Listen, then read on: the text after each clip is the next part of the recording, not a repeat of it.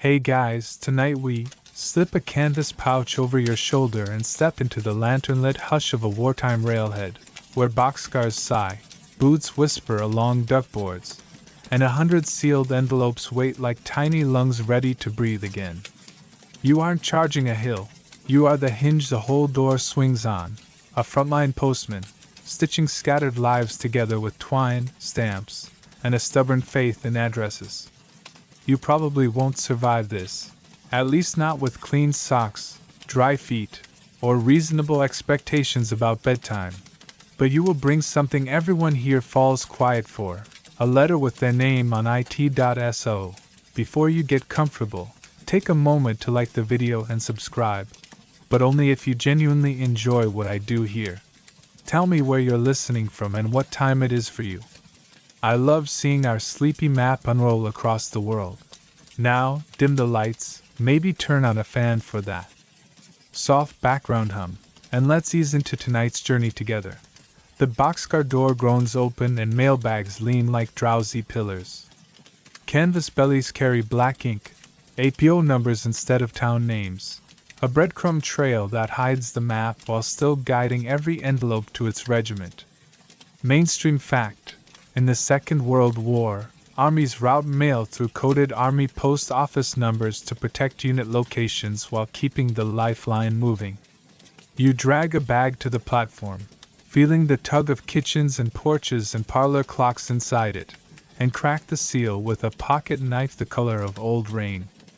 Out spills the night's weather, onion skin V-mail, thick stationery, postcards smudged by glove tips and hope. The cold has a smell, coal dust, stew, wet canvas. Somewhere a dog coughs, decides barking would involve paperwork, and goes back to sleep. You open the first bag and lay out 3 quiet columns. To the line 8 posts, headquarters, then find the rhythm that makes the hours behave, stamp, sort, tie, sling. A private from another unit hovers at the edge of the light and asks if you've seen anything from Kansas. Not yet, you promise, but I'll listen for the sound of wheat. He laughs softly, exactly the sound letters are written for. A corporal's shoulders over with a slate, unit rosters. Updated. In military handwriting, updated underlined 3 times means probably. You pull your little kit, wax twine, a rubber date stamp, blue pencil, a wooden stub gnawed almost to splinters, and a tin of barley sugar.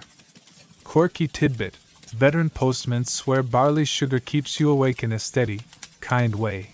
Less jolt than coffee, more mercy to the heart.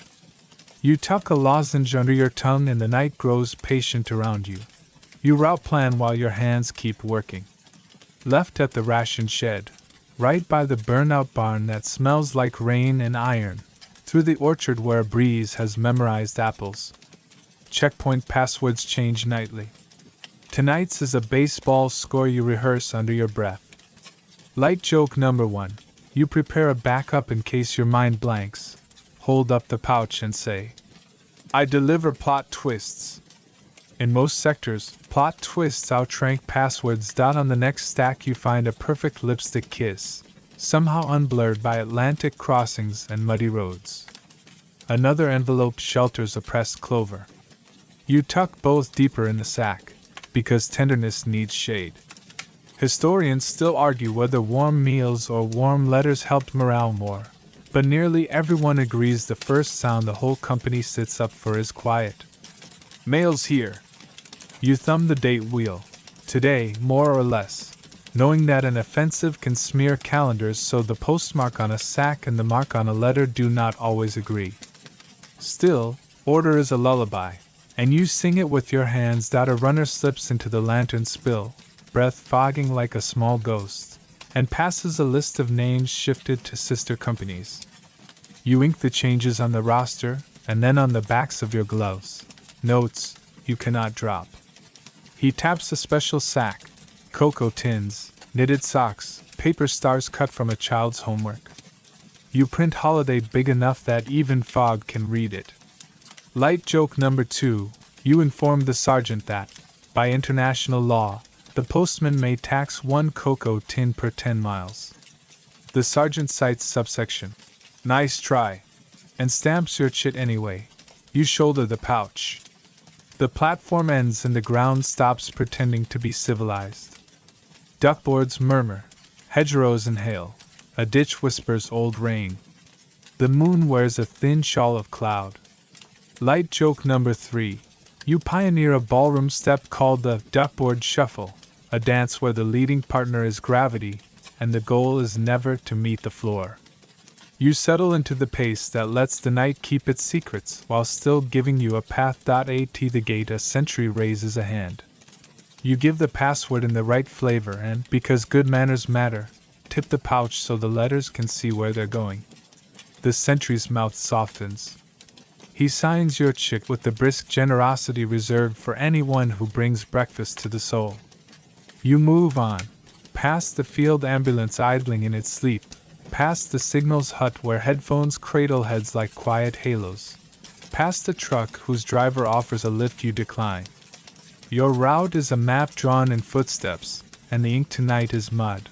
The road becomes a black ribbon over wet earth. Every few yards offers a small promise, an unlocked gate, a bridge that still believes in you, a steady star holding its post like a patient lieutenant. You count turns, avoid silhouettes that look like broken wagons but are only hedges that forgot how to be shrubs, and keep the lantern low and the mind lower, down near the ankles, where simple decisions live. Far off, artillery coughs like a polite smoker. You note the direction and give your steps to the other way. You pause by a milestone half swallowed by moss and adjust the strap. The pouch tugs at your ribs like a living thing eager for pasture. You think about the invisible hands at the other end of each envelope, a grocery clerk who writes between customers, a farm kid who licks a stamp like it might be lucky, a librarian who knows 15 ways to fold paper small. War has invented its own postal union, and you are tonight's clerk, sorting hope into routes a map can understand. A sliver of breeze finds the back of your neck. The orchard opens, closes. Somewhere a kettle considers boiling. You pass a low wall shimmering with damp and imagine the letters inside the pouch as a small village. The gossiping aunts, the shy cousins, the grandfather who underlines every other word, the neighbor who can't spell lieutenant but spells home perfectly. You are not carrying ammunition, though some envelopes have more force than crates of shells. You are bringing birthdays, grocery lists, wedding rumors, a sketch of a dog, a joke about a colonel's troublesome mustache, quiet cargo with ridiculous power. Another bend, and the landscape gathers itself into listening. Ahead, foxholes that breathe sleep, mess tents that will soon coax kettles awake, a coil of road that remembers where everyone was yesterday. You lift the lantern a fraction higher and begin the first delivery run. In the next 200 yards, someone will sit up, rub their eyes, and ask the question that turns mud into morning. Is that mail? And you, in your oversized coat and determined socks, will answer by making the darkness lighter by exactly one envelope, then another, and another, routine with a pulse, a hinge that never squeaks, a night whose edges file themselves smooth as you walk. Before the road swallows you, you draw the pouch back to the trestle table for the small ritual that saves miles later, railhead sorting, chalk, and roster. The lamp makes a warm puddle on scuffed planks. A sorting case stands there like a sleepy bookshelf, each pigeonhole labeled with neat, anonymous APO numbers. You steady your breath, square your shoulders to the night, and let your hands remember their dance. Envelope, glance, slot. Postcard, glance, slot. Parcel slip, squint, slot. The canvas bags at your boots relax with little sighs each time a bundle leaves home for a clearer one. You tell yourself not to rush. Tired hands cause long detours, and tonight you are building a road made of paper that men will walk with their eyes. You pluck a handful of letters and face them all upright, creating a tidy throw for one destination. A little facing slip gets your initials, the time, the APO, and a note like, Aid post first. Mainstream fact. Allied wartime mail rides on codes, APO, Army Post Office, for U.S. units, FPO for the fleet, and numbered field post offices across Commonwealth forces, so a letter never advertises a unit's location even while it sails toward it. You tuck the facing slip beneath the rubber band, give the stack a small pat, and feel that quiet click inside when chaos becomes a cue. Above the table, a chalkboard holds the plan for tonight's sacks. Columns of codes and short notes. 327 90th Division, 2 throws, 512 angers, hold till dawn, HQ train mess tent run. You refresh a few numbers, chalk squeaking with the small drama of a mouse attending a symphony. Light joke 1. You tell the chalk to use its inside voice. It ignores you, as all chalk has since the invention of school. You add one more line. Holiday Cocoa. A nod to the special sack humming with tins and paper stars from somebody's kitchen far from mud. The chalk dust cools your fingertips. You rub them together, and the night smells faintly of lime and coal. Roster time. You open the accordion folder of names that doesn't look heavy but somehow weighs more than boots. Companies shift and shrink and grow. Transfers nibble at lists like tidy goats. A corporal drops off a flimsy with morning changes. 2 promoted, 1 evacuated, 3 reassigned, and you pencil neat arrows on the unit cards. You mark a red dot for moved with kitchens, a blue dash for detached.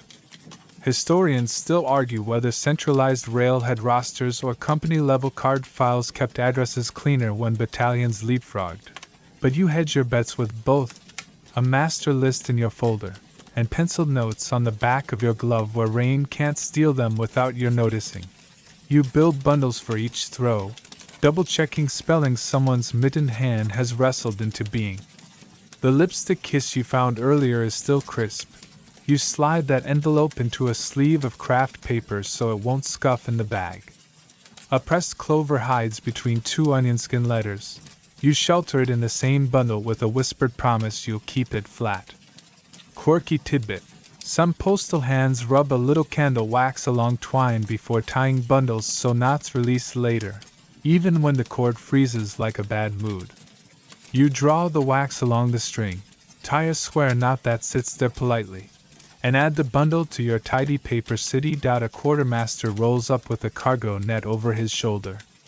Together you spread it like a giant hammock, lower 3 pouches and a crate into its belly, and snug the net corners under a hook. Chalk marks matter here, big and bossy so they can be read by a lantern through steam. Unit code, route arrow, succinct notes like mud loop or east track. Light joke 2.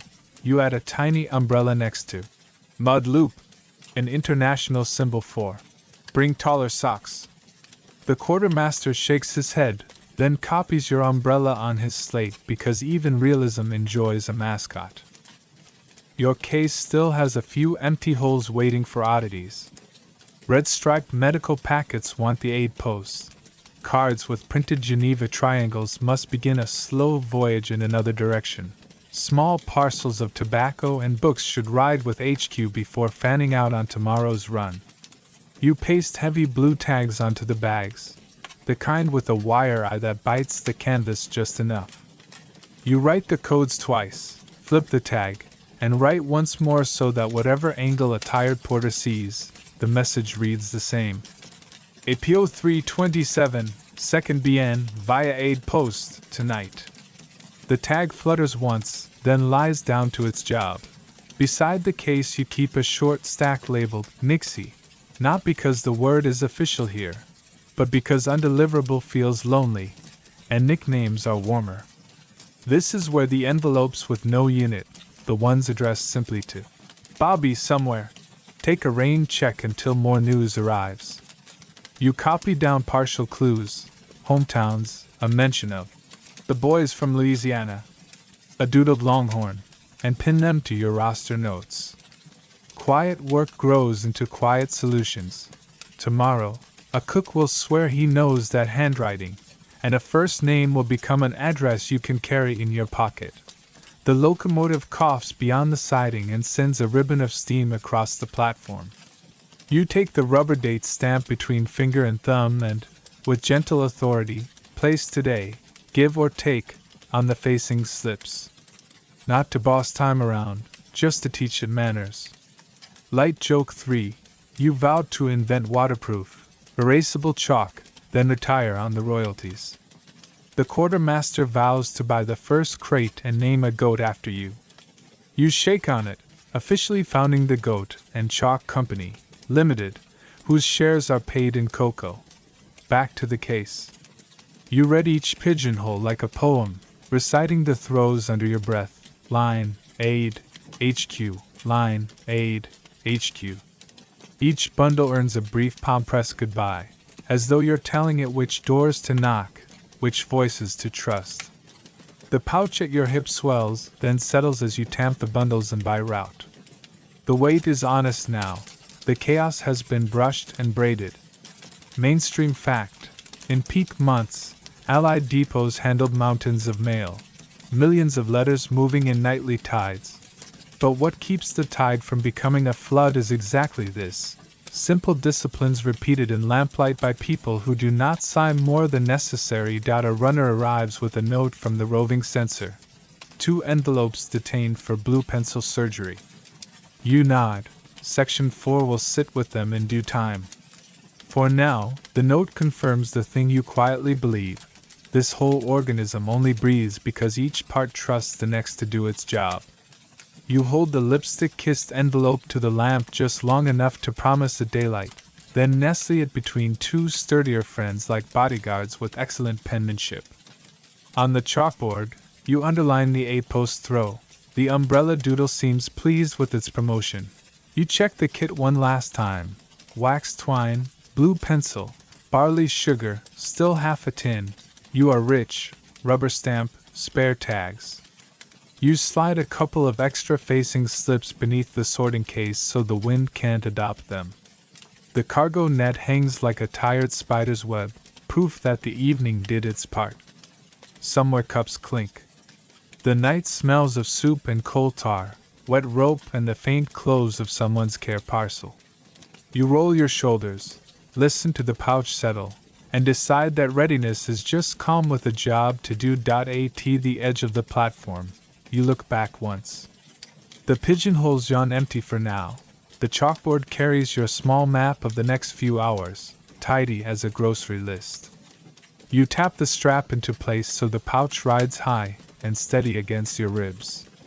The sentry at the gate keeps a ledger of comings and goings. You nod, and he returns the nod with the exact ceremony due to the person who just made 400 strangers' nights 5 degrees brighter. Chalk has dusted your fingertips pale.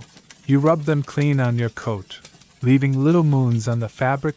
One last glance at the board, and you recite it like a lullaby. The throws line up with the path you carry in your head, little lampposts in the mind. The roster cards slide back into the folder, soft as pages closing. Your fingers brush the waxed knot on the top bundle and it answers with a sure, small grip. You grin at the pouch as if it's a stubborn mule and tell it what it already knows. You're the legs. It's the heart. Together you pass for a functioning human being. The night is ready. So are you, the person with a pouch and a plan, moving from a tidy chalkboard toward a map that will pretend to be mud for a few miles and then reward your stubborn feet with the sound no one mistakes, not even in a storm. Mail. You step down from the boards, an easy breath in your chest and chalk paling your fingertips, and let the ritual fade behind you like a station scene from a slow train, necessary as oxygen and just as invisible once the rhythm takes over. The road greets you with a quiet slurp, like it's politely tasting your boots before deciding whether to keep them. The hedgerows on either side are dark, furred with dew, and so old they've learned to lean together into green tunnels. You hitch the pouch higher, feel the tidy bundle settle against your ribs, and set off at that stubborn, unshowy pace that gets people fed, watered, or, tonight, read. The lantern rides low, hooded, the flame a thumbprint more than a light, and you keep to the duckboards whenever the mud has ambitions. Your chalkboard map is now a memory of arrows and umbrellas. You follow it by paces, by smells, by the way the road remembers feet. A small plank bridge gives a hollow hello. Somewhere a cow edits the night with one dignified snort. An owl takes attendance. You count quietly, 50 steps to the bend, 30 to the stump, a dozen to the gap in the hedge where the lane dips into a sunken track. Mainstream fact: in 1944 the Normandy, Bocage, country was a maze of earthen banks topped with centuries-old hedges, creating sunken lanes that shaped every patrol, convoy, and yes, mail run. You feel the banks looming, not threatening, just old neighbors who prefer whispers. You whisper anyway, out of habit and manners. The first checkpoint appears as a silhouette and a question. Challenge? The sentry breathes, and you give the countersign with the sleepy confidence of someone who has practiced it under a blanket. There is a brief, ritual pause while the universe verifies your subscription. Then a nod, a ledger, a short stroke of pencil. You add your own tiny flourish. Goat and Chalk Company delivers, because jokes travel faster than trucks. Light joke 1. You tell the sentry the pouch outranks you in this outfit. He salutes the canvas and lets you pass, which is only right. You adopt the duckboard shuffle you invented earlier. Heel, toe, don't argue with puddles. And feel the suction try to rename your boots.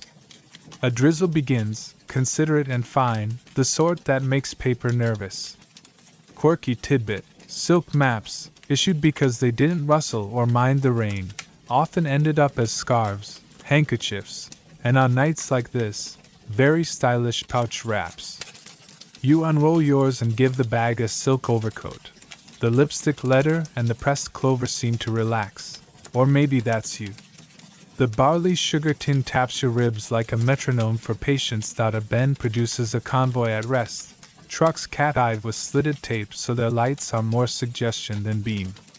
You slide past their soft breathing, nod to a driver whose cab makes a small roof for his thoughts, and step off again into the hush that fills the road after engines exhale.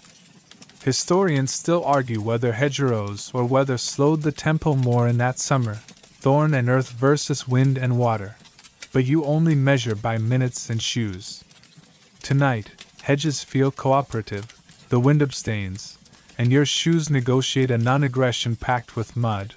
You stop at a fingerpost that points nowhere useful, town names softly erased by orders, and take bearings the old way. Smell wet hay, hear a pump handle, follow the quiet place where the ground forgets how to echo.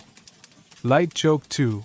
You assure the moon that if it's thinking of going out, you have brought spare chalk for celestial relabeling. The moon remains union, it keeps its job. A narrow cart track appears on cue. You test the verge with the staff and proceed. Weight low, mind lower. That ankle-level meditation where decisions are simply yes or no. At the aid post, a tent the color of evening hums with kettle breath. You dip your head in, pass the bundle tagged first, and hold the pouch open with the formality of a maitre d'. Names in a soft roll call. A mother's rye postcard, a brother's careful printing, a package of socks that smell faintly of a cedar chest. Someone has taped a square of starlight, a luminous patch, to the tent pole. It guides fingers more than feet. You leave 2 newspapers as if feeding shy animals. Mainstream aside folded into chores, blackout rules taught everyone to love small glows, cat's eyes on roads, slitted lamps, radium dial watches, and to choose where light happened the way one chooses where to breathe. Back on the lane, you skirt a crater now pretending to be a lily pond. A helmet peeks over a parapet like a cautious turtle. You lift the lantern just enough for the universal sign of post. The turtle becomes a man with a grin you can hear. He signs the chit, and you produce a small bonus, a cocoa tin from the holiday sack. Because kindness fits in any doctrine. Light joke 3. You warn him it's taxed at 1 spoon per letter received. He promises an audit and an extra spoon for your umbrella doodle. The duckboards pitch you across a drainage ditch that smells like iron and old stories. Beyond, the hedgerow opens to a low orchard. Wet leaves brush your sleeves, reminding you that you are edible, and the earth suggests gently that you might lie down. You decline with thanks. You count paces again, 20 to the boundary stone, 10 to the gate, 5 to the quiet pile of sandbags where the password will be asked as if it is a favor. You give it, get the reply, and step into a geometry of foxholes, each one a politely folded corner of the night. This is where the pouch becomes choir conductor. You kneel, announce softly, and hand names to hands that have been empty of that particular weight for too long. Someone mutters, "From my aunt," like a small prayer. Another traces the knuckles of an envelope before taking it. You watch the change happen to faces, crease lines smoothing, eyes focusing on a private future 10 words long, and you believe in jobs again. A corporal with perfect penmanship signs for a stack to distribute at first light, tucks the roster copy into his cap, and by instinct pats the pouch like it is a working dog. The lane now does its favorite trick, looks the same but isn't. You mark the difference. Scuffed bark, new tread, a breadcrumb of paper where somebody mended a map with tape that refuses to be quiet. You update your head map accordingly. A bicycle leans asleep against a tree, its bell wrapped in cloth so it remembers to whisper. You imagine riding the route on 2 wheels when the weather forgets its sulking. You decide the mud would simply eat the bell and leave the bicycle, and you are not ready to parent a half bicycle. A fresh checkpoint, a fresh ledger, another polite exchange of words that mean, "We are on the same page." You stamp a facing slip for tomorrow's return, not to bully time but to keep it housebroken. The silk map rides warm under your coat. The barley sugar tin has settled into the permanent bruise all good tools leave. You find your breath, you find the pace, and the miles find you, which is usually how this works. Somewhere behind you, the aide post pours tea into enamel, and somewhere ahead, a mess tent will barter a cup for the rumor of mail. You crest a small rise, really more of a considerate lump, and the line reveals itself in outlines, a signal hut with a sleeping headphone halo, a stack of crates pretending to be a wall, the long curve of a trench that smells faintly of apples and oil. You will go there next, at dawn, when the routine asks politely for the morning delivery. For now, the route is learned, the safe steps memorized, the silence mapped, where boots can talk, where they must mime. You take one last look to fix the night in place, then turn back along your paces, counting the way home in reverse like a gentle spell that closes doors behind you. The hedgerows approve, the mud loosens its opinion of your boots, and the lantern's flame stays the size of a coin. You breathe, you walk, you inventory. Twine, slips, stamps, 3 jokes spent, 1 silk map doing excellent scarf work, and you nod once to the pouch for doing its part. The road has been read, annotated, and filed under. Can be walked again without making the sky nervous. When the railhead's dark rectangle returns, you are already thinking about the blue pencils you'll sit with next, and the odd, soft power of trimming words so they can travel without revealing too much of the map you just learned by heart. You slide onto a bench beside the censor's table where lamplight and rules sit in equal amounts, and the blue pencils lie ready like tiny, well-mannered thunderbolts. The canvas flap behind you tick-tocks in the breeze. On the wall, a neat row of rubber stamps waits. Pass, opened by examiner, base censor, naval censor, each with numbers that mean both everything and nothing. You lay the pouch down as if it's a sleeping cat and open it slowly, so the night can adjust to the thought of secrets becoming smaller, kinder, or simply less specific.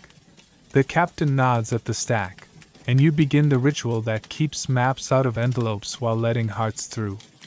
Fold at the crease, read with the pace of tea cooling, and let your pencil do what editors have always done, helps sentences behave in a storm. Mainstream fact: in World War II, letters from the front were routinely censored at unit and theater levels. Officers and trained examiners trimmed anything that hinted at positions, troop strength, ship sailings, or future plans, then resealed the envelope with official tape and a stamp like "Passed by Army Examiner 12345." You steady your breath and practice the art of delicate subtraction. A paragraph brags about a ridge by name. Your pencil draws a soft blue cloud over it, then writes "Ridge" in small letters above, a weather report for anyone reading later. Another letter casually mentions a captain's habit of visiting the soup line at precisely 7. The pencil becomes a little broom and sweeps the clock away.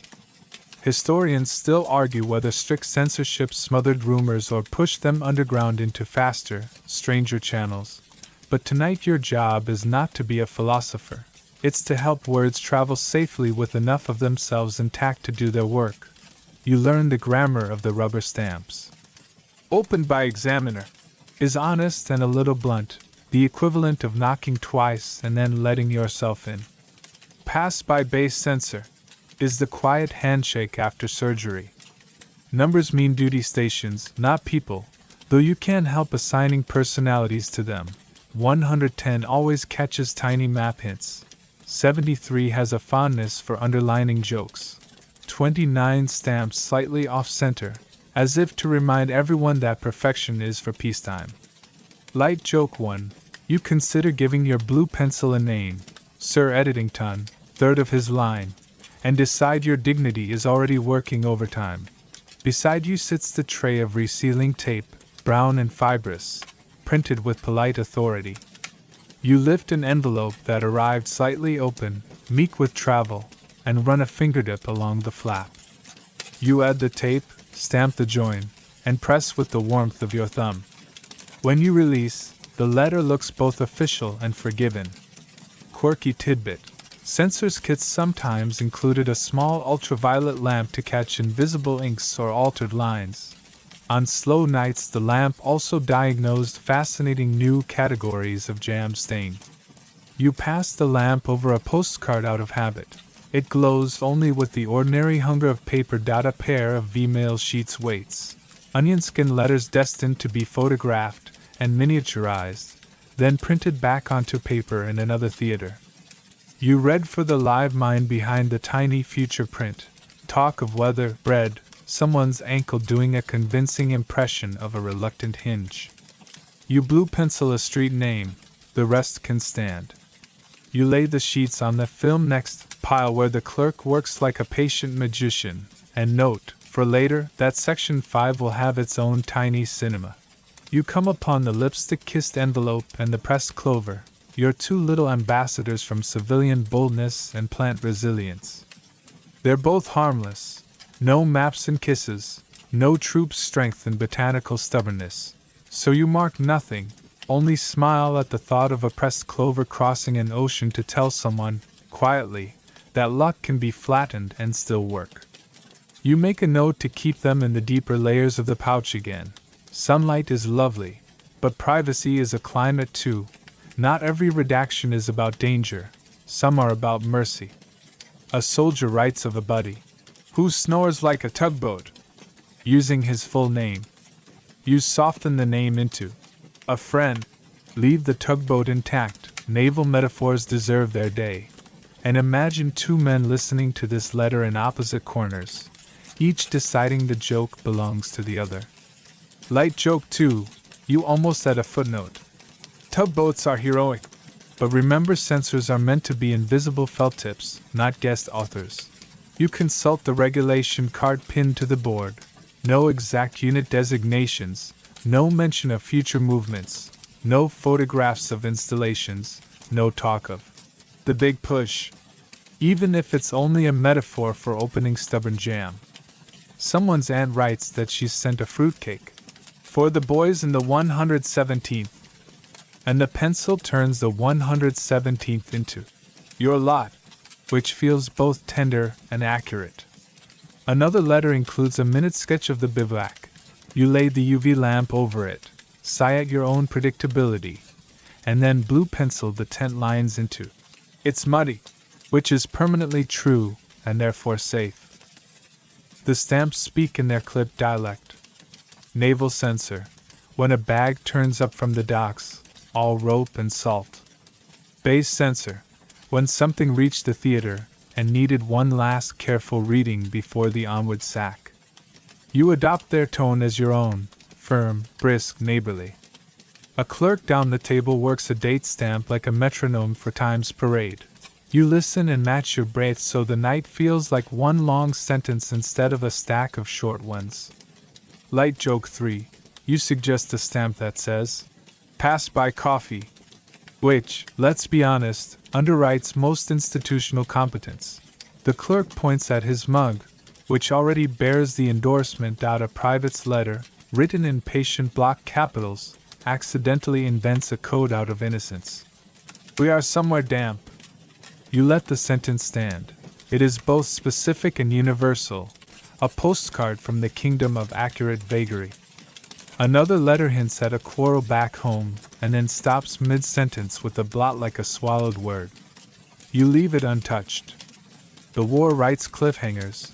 You are not in the business of inventing endings. On the corner of the table sits the Nixie, ledger for undeliverable mail. You consult it when a return address is illegible, or a surname goes wandering. Sometimes the answer is waiting 2 pages back, an updated forwarding address, a unit now attached to a different formation, a notation from the 6888 who turned a mountain of mail into a river again.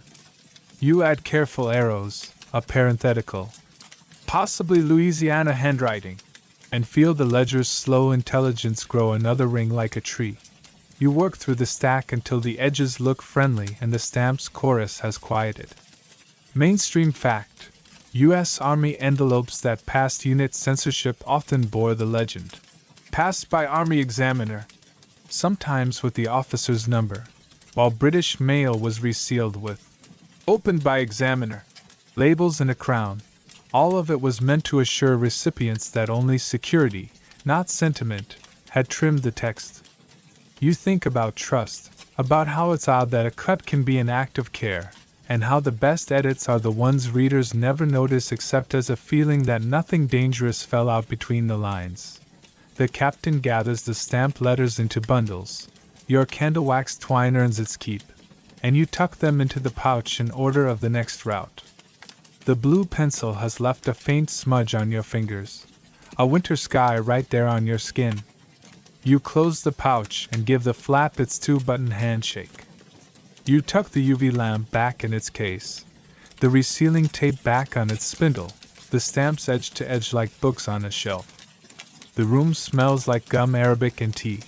You rise, joints making the quiet objections of furniture, and the flap of the tent holds the night open for you like a polite usher.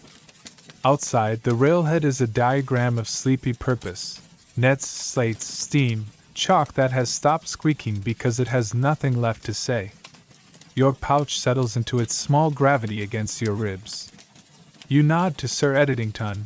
You can name the pencil now that the work is done, vow to return him before he files a grievance, and step back into the corridor of hedges and boards where the next job waits. Not loud, not urgent, just faithful, the way good tools and better promises are. The V-mail hut hums like a polite beehive, all quiet lenses and measured hands, and you step inside with your pouch, trading mud for the perfume of fixer and warm bulbs. A clerk in rolled sleeves gestures you toward a counter stacked with stark white forms, Victory mail sheets, each one a rectangle with a neat address block, a bordered box for words, and little reminders at the top. Write legibly. Use dark ink. Keep it short. It's the opposite of mud, tidy, constrained, a promise that 100 pounds of feelings can be boiled down to a teacup of film and still taste like home. You've watched these before, but it still feels like bedtime magic. Letters line up beneath the camera like well-behaved schoolchildren. A shutter clicks. Each sheet becomes a frame on a thin river of 16mm film. Mainstream fact, V-mail, born from Britain's Airgraph, system photographs letters onto microfilm to save space and weight, then prints them back onto small photographic paper near the destination, turning sacks into spools and weeks into days. The clerk threads a roll through a recordact machine, the sprockets nibble gently, and your lamp-kissed stack becomes a tiny, translucent parade. You lean in and watch a message shrink. Dear you, the chow is mostly a rumor, but your last pie made it all the way to the smell. On the ground glass screen, the script floats like moth flight. The camera clicks and your private becomes postage, slim as a secret. The clerk keeps a pencil on the counter to underline anything the lens won't love. Ink too pale, lines too faint, and you nod, grateful for the way competence can be so quiet it's almost another form of light. Light joke 1. You promise to write larger than ant with ambitions.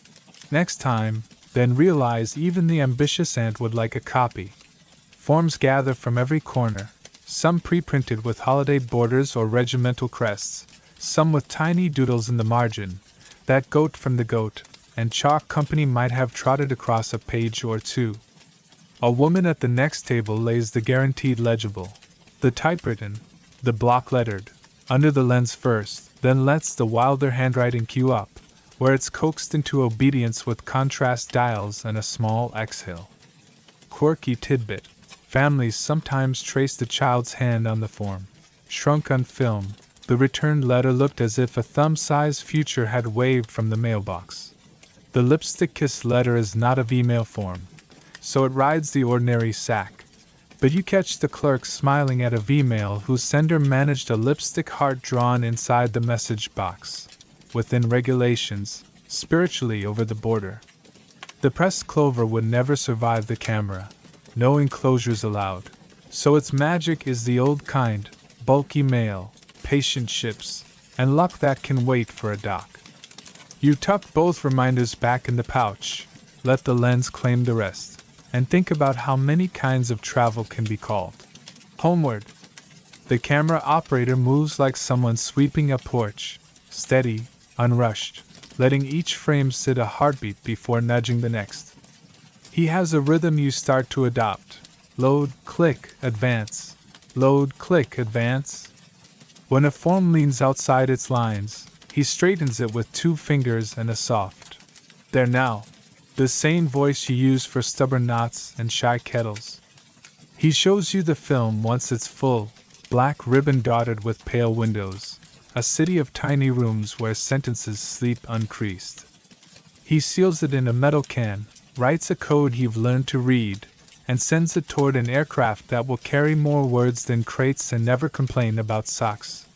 Historians still argue whether V-mail's speed or its symbolism mattered more. Did it truly outpace careful airmail once the skies were friendlier? Or did the idea of letters turning into light and back again do the real morale work? But standing here, you suspect the answer is both, with an asterisk. The asterisk is the feeling you get when you hold a returned V-mail. Glossy, smaller than a playing card, familiar as a voice humming in another room. It's not the original ink your aunt touched, but it is the sentence she wove, faithfully reloomed in silver grains. You help the clerk stack exposed cans into a padded crate that looks like a picnic basket for secrets. Another clerk checks a ledger, origin, roll count, flight tag, and tucks a paper seal like a bedtime note around the latch. Light joke 2. You ask whether the rolls get airsick. He says only when the jokes are bad, so please keep your puns on ground transport. A runner whisks the crate away with the hush that follows important chores, and the room resumes its small domestic symphony. Drip from the drying line, tick of a cooling lamp, scratch of a pencil confessing to a margin dot on the opposite wall. A different process unwinds. Incoming rolls becoming outgoing paper. A tech lowers a can into the developer. Time stretches, and the room smells briefly of a darkroom dream. Then a strip threads into a printer, and the tiny windows become small photographs, each trimmed to fit a window envelope, each labeled with the address exactly as the sender wrote it, assuming the sender listened to the top of form instructions and did not let flourishes defeat geography. The prints emerge damp and honest. You lay them gently on blotting boards, like playing cards learning patience. Mainstream aside anchored to the table. A single roll can carry well over 1,000 letters, condensing what would have been sacks in a ship's corner into something a pilot can tuck among charts. That means more room for fuel, more room for medical supplies, more room for the boring things that make survival possible. You feel the arithmetic purr. One can, one flight, one night less that someone listens for your step without hearing it.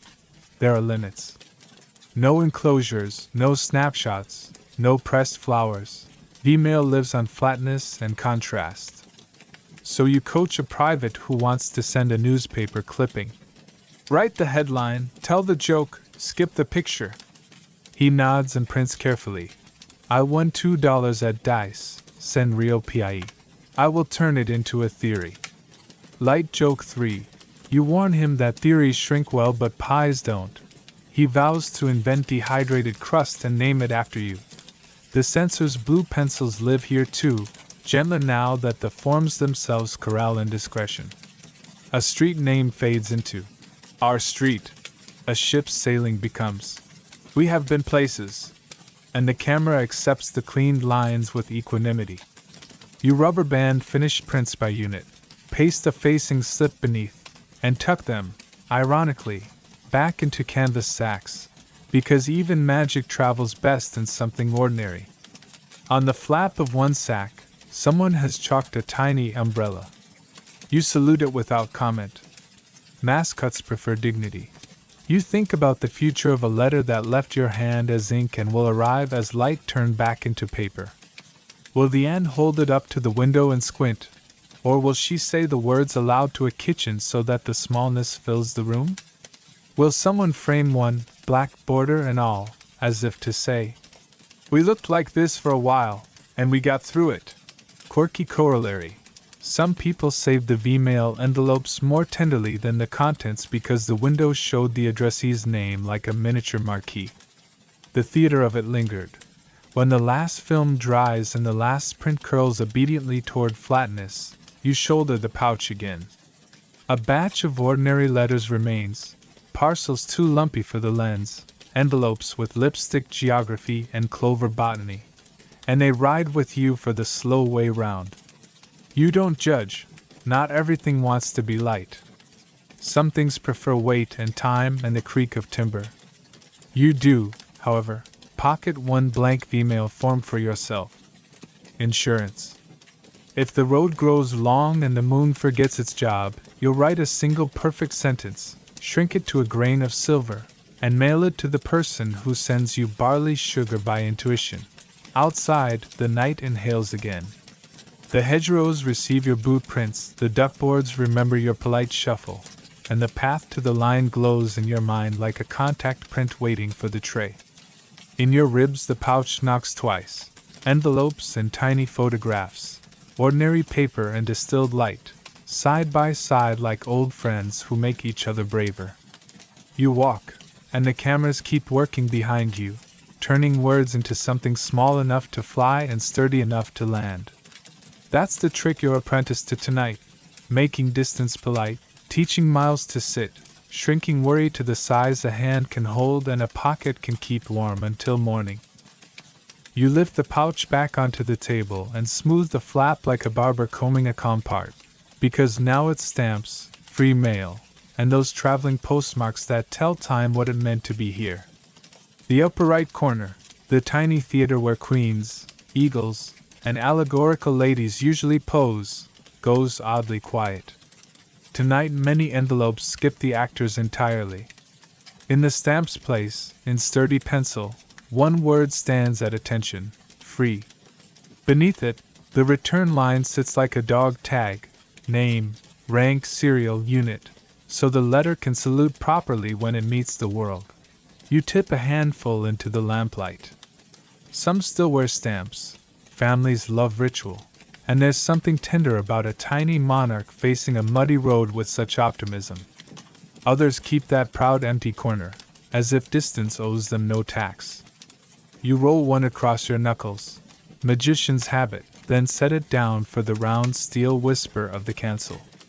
The hand stamp kisses paper and leaves a tidy circle. U.S. Army Postal Service APO 327, a date that pretends to be firm. The circle means two things at once. It dignifies the free, and it retires any postage already glued there. Mainstream fact: U.S. service members overseas in the Second World War could send ordinary letters without stamps by writing free where the postage should be, including a proper return and unit, and passing unit censorship. The field post office's circular date stamp made the franc legal. You watch the ink dry to a soft sheen, like tea on a saucer, and you like how authority can be this small and this polite. Families at home still feed the album. They address to an APO or FPO as if it were a normal town, no unit names, just the code, and pay the everyday rate the clerk behind the glass knows by heart. The letter takes a domestic train ride, then slips into the military's private railway of sacks and tags, where your chalkboard map takes over. You've watched mothers fold corners with origami seriousness. You've seen airmail chevrons parade the edges like tidy socks. You cancel those with the same even tap. No favoritism between stamp and free, just the even manners of the mail. Some circles travel more than once. A sack arrives with a base cancel already faintly signed on the top letters. You add your field circle beside it. A second moon in the same small sky. At a transit depot, another hand might backstamp a date, rare in some systems, routine in others, quiet evidence of an invisible itinerary. Historians still argue whether those extra marks truly improved accountability or mostly gave collectors better stories afterward. But you've learned to read ink like tree rings. When the strike is neat, there was light and time. When it skitters, somebody worked under weather and orders. Quirky tidbit: some hands draw pretend stamps in the corner, geese, hearts, a nervous portrait of the company cook. Little cartoons cancelled by your very real postmark. The censors don't mind, as long as the doodle shows no map. Art rides free too. You straighten one such goose so the cancel won't behead it, and press the circle neatly through its beak. The goose now looks both official and bewildered, which, to be fair, is a common wartime mood. Another envelope carries a coffee halo where ink once tried to desert. You blot, smile, and let the circle sit lightly on the stain like a seal on a pond. You sort the outgoing into little republics of corner logic. Here a stack of franked envelopes whose stamps will earn dignified extinction under killer bars. Here a stack of free, their right-hand sky uncluttered. Here a sheaf of email forms that will collect their marks in the camera room. You keep a nook for odd currencies. Polish eagles from London, New Zealand kings hitchhiking on a Maori unit's carol sheet. A lonely French Marianne the village postmistress insisted on adding. For beauty. Light joke 1. You promise to cancel beauty gently. The stamp seems to flutter its printed lashes. Dates, though, dates get wobbly. An offensive splashes forward, and sacks meant for yesterday sit like stranded boats until the road remembers itself. Your hand stamp stays honest, today's circle on the day you process, but an envelope inside might carry last week's weather. A private writes under blue sky. Thunder borrows the road. His blue arrives on a Tuesday that forgot its name. You picture home reading the postmark first, then the words, and deciding which calendar to trust. Light joke 2. You propose an auxiliary stamp that reads, "Time is trying its best." The quartermaster says add it to the goat, and chalk company product line.so. You learn to guard the meaning without bullying the date. If the roster says a company moved at dawn, you cancel at base, not line, so your circle won't strand a letter at yesterday's door. If censors hold a bundle, you pencil a plea on the facing slip. Hold C and S do not age kindly. Paper listens when you ask nicely. On rare mornings a bag arrives with emergency penciled marks. A harried clerk somewhere without ink wrote the date by hand so a mother's letter wouldn't miss the plane. You overstamp the pencil gently. like tucking a blanket over a child who fell asleep on the stairs. A pile of on active service envelopes waits, their printed declaration standing in for stamps, their backs sealed with that familiar brown tape and an examiner's number. A sailor's FPO card brings an anchor worked into the cancel. Naval pride tends to filigree, and you give it a small admiring HM. You press each into the circle that ties it to the night. Not a town name, but a fellowship. APO 327, FPO ###, FPO 123, each one a portable postmark village. You remember the signal hut's headphone halos and think how these circles are that same shape of trust. The lipstick-kissed letter waits its turn, shameless and correct. It bears a real stamp. Someone back home bought ceremony, and you admire the way the cancel will skate across both queen and kiss with bureaucratic impartiality.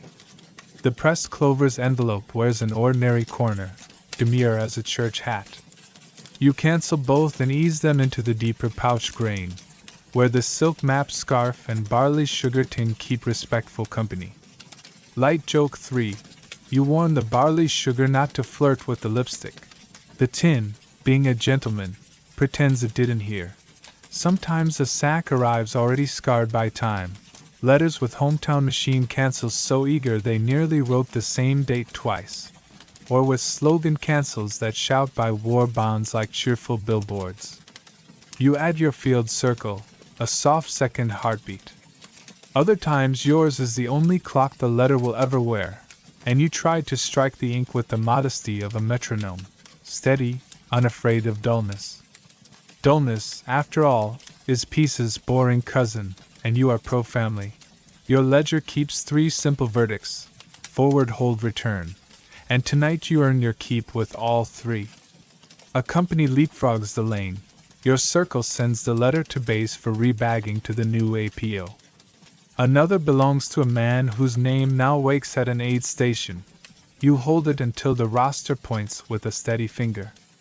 The third has no unit at all, just Bobby somewhere. Tell him Aunt Liddy's tomatoes exploded. You copy Aunt Liddy, tomatoes exploded into your Nixie notes. Something about those words feels like directions a cook would understand. Mainstream aside tucked in the margin. Large depots run machine cancelers when the lights behave. Out here it's hand stamps and patience. Either way, the job is the same. Retire any postage, dignify the free franking, and set a date the system can obey. The circles become a breadcrumb trail through fog and orders. When a bundle finally reaches a foxhole at dawn, a man will glance at that little moon and know, not where you were, but when you were kind. Historians still argue whether the free mail privilege or speedier air transport did more for morale. You suspect the answer is the same one you give the hedgerows. Both, with good boots. Rain trampolines on canvas. You slide the silk map over the pouch's mouth again, just in case. The sentry at the gate signs your ledger and confesses he writes free with an extra flourish because his mother loves seeing authority expressed in handwriting. You advise a flourish curfew after midnight, strictly for ink conservation. He stamps your pass with the enthusiasm of a man who enjoys circles and asks whether goat and chalk has diversified into date management. You promise a brochure with umbrellas. Before you go, you straighten the chalkboard and add a tiny motto: dates may blur, delivery stays stubborn. It fits the hedgerows. You tuck the hand stamp into its felt bed the way you'd settle a good dog. The table has a pleasant rash of cancelled corners now, a constellation of inked moons. In the pouch, the bundles restack, a soft shuffle audible through canvas like low surf. You shoulder the weight, feel the honest pull, and remember, stamps or none, circles or signatures, all of it resolves into the same small ceremony at the end: your hand, a name, and a porch made of mud that sounds, briefly, like home. Your next run carries a different kind of weight, sacks labeled Nixie, forward, and hopeful in your own tidy hand, bound not for foxholes but for a cavernous sorting hall where drawers breathe and pencils keep longer hours than the moon. The blackout curtains make noon pretend to be midnight. Lamps hang like quiet planets over long tables. And in the measured clack of card files you hear a whole city of names learning to line up. Here are the women of the 6888, the 6888th Central Postal Directory Battalion, African American soldiers in crisp WAC uniforms who turn chaos into addresses and addresses into sleep. The motto on the wall is simple as bread, and no mail, low morale. You love how it doesn't shout, it just states the weather.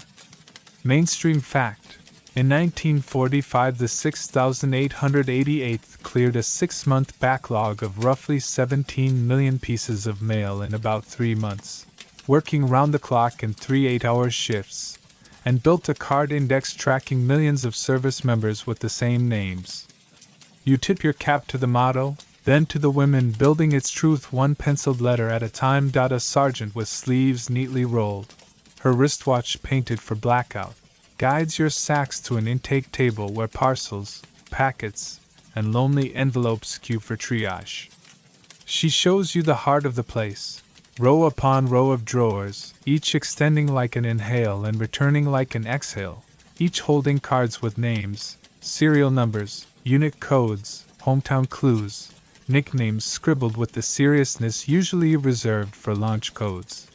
J. R. Smith goes by Buddy, 116th, sister in Tulsa, probably the one who draws steamboats on his mail. Light joke 1. You whisper that if every Robert Smith in the theater stood in one line, they could form a new regiment. She nods gravely and says they already have. The first Provisional Smiths. Marching behind a very tired clerk.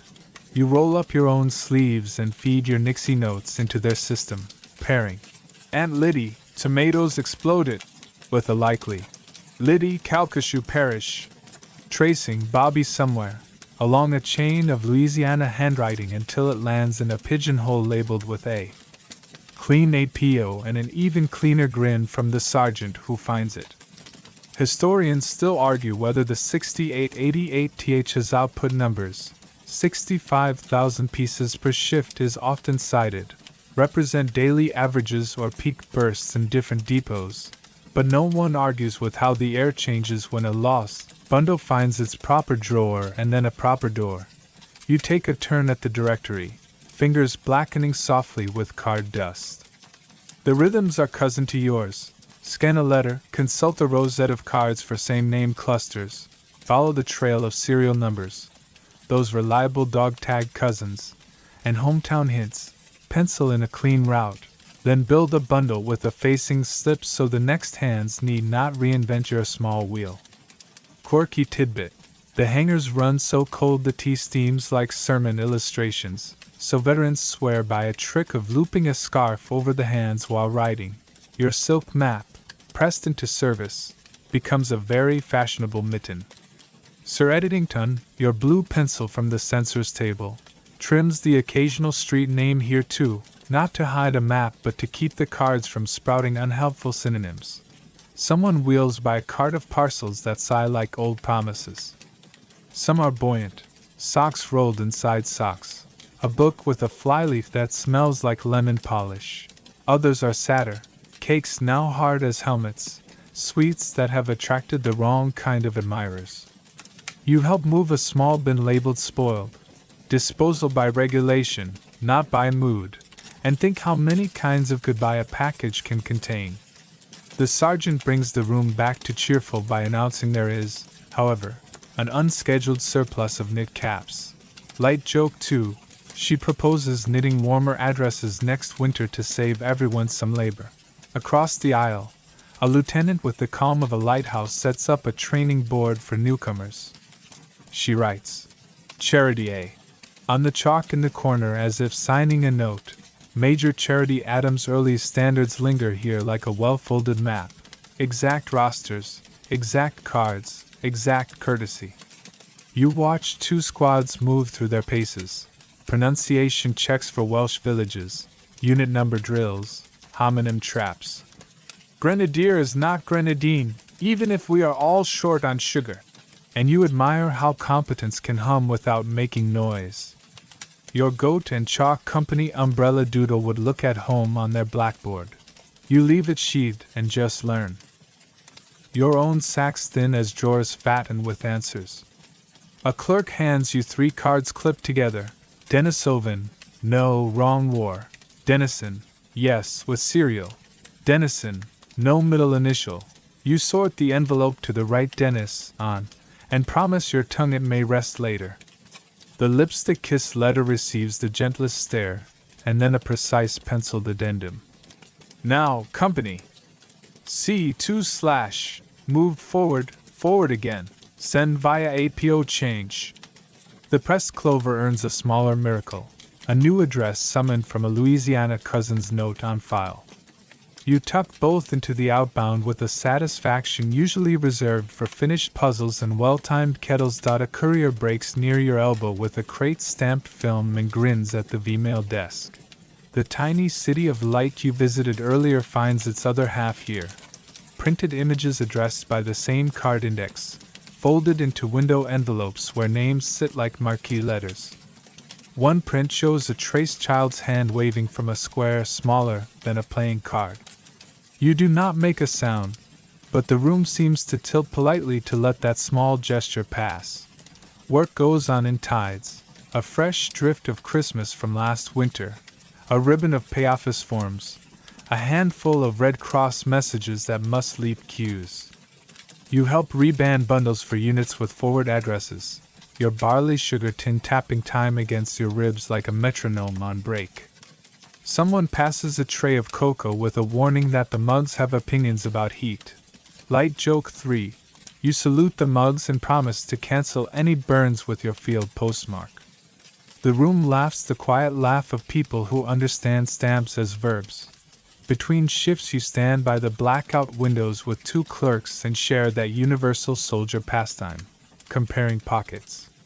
They carry soft pencils, safety pins, a lucky thimble, a photograph trimmed to wallet, and a scrap of music staff with 4 measures of a hymn. You show them your silk map scarf, a spare facing slip, and sheepishly, a very official barley sugar. They adopt the barley sugar with ceremony and declare you an honorary index card for the afternoon. The title fits. You already feel ruled and useful. On a shelf near the door sits the Oddities Ledger, your favorite kind of honest book. You add an entry. Aunt Liddy, tomatoes, probably Calcasieu, found as of 1400. Another line above records.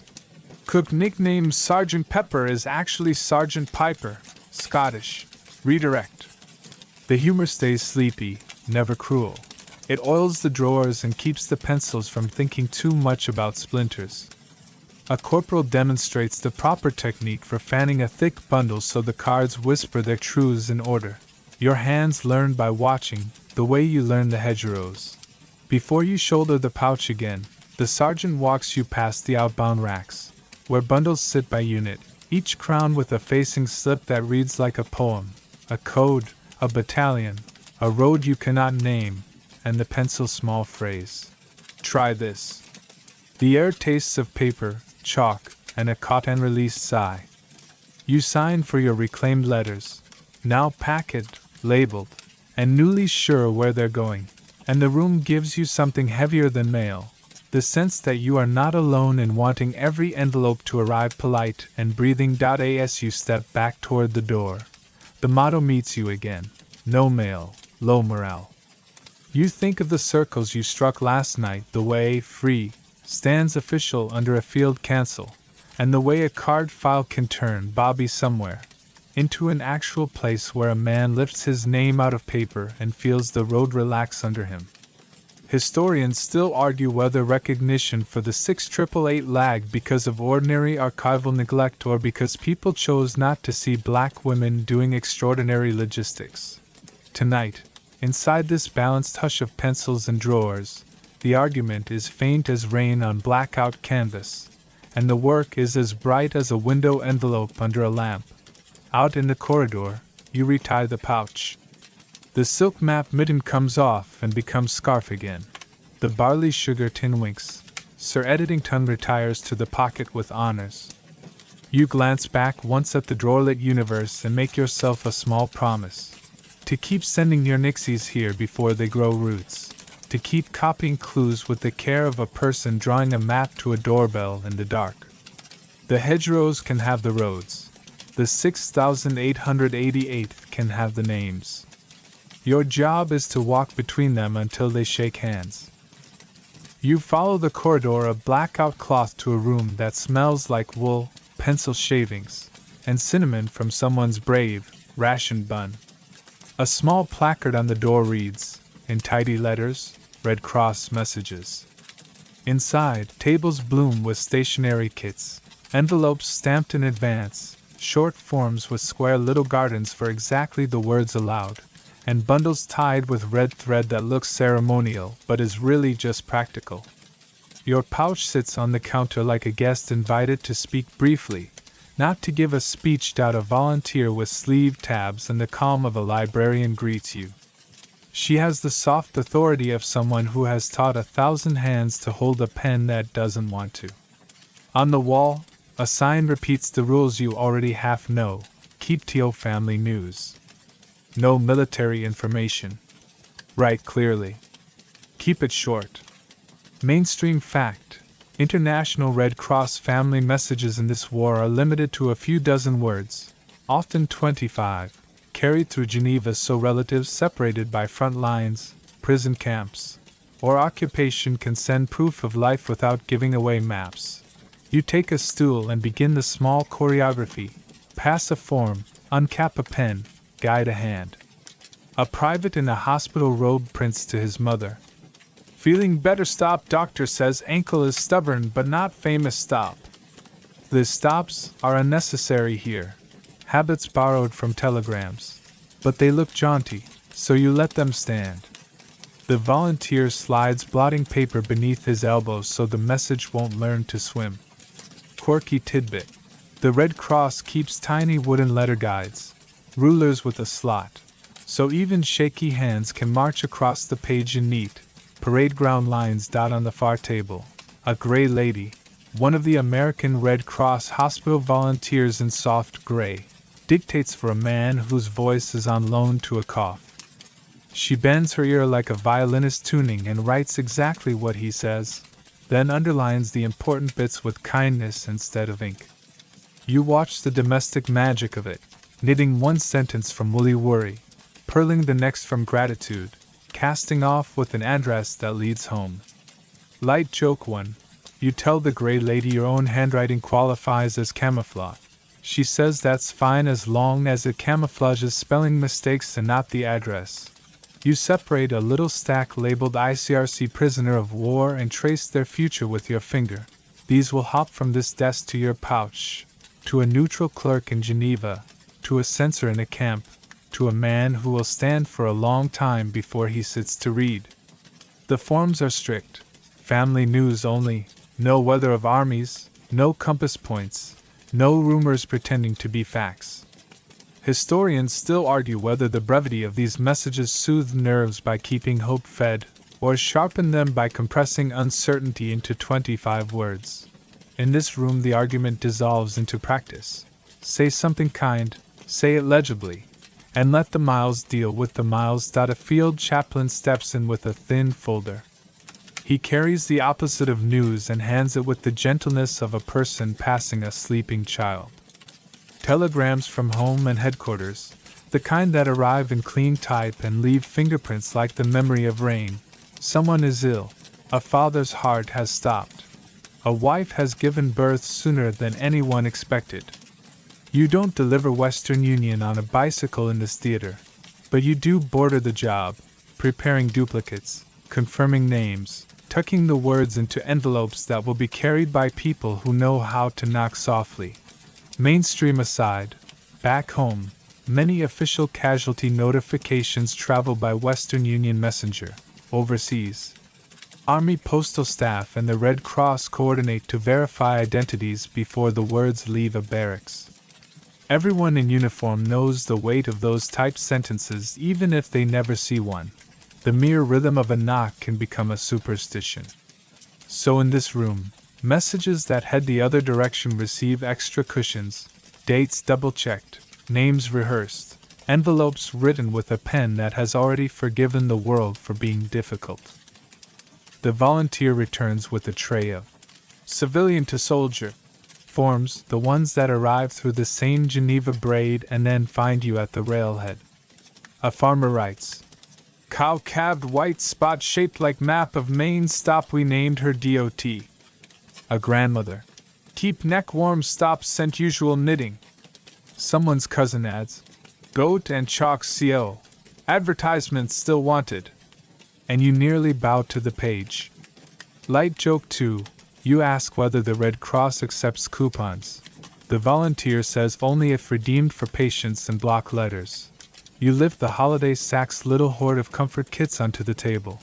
Soap, writing paper, a bar of chocolate the size of disbelief, and a neat stack of knitted caps that smell faintly of cedar chests and living rooms.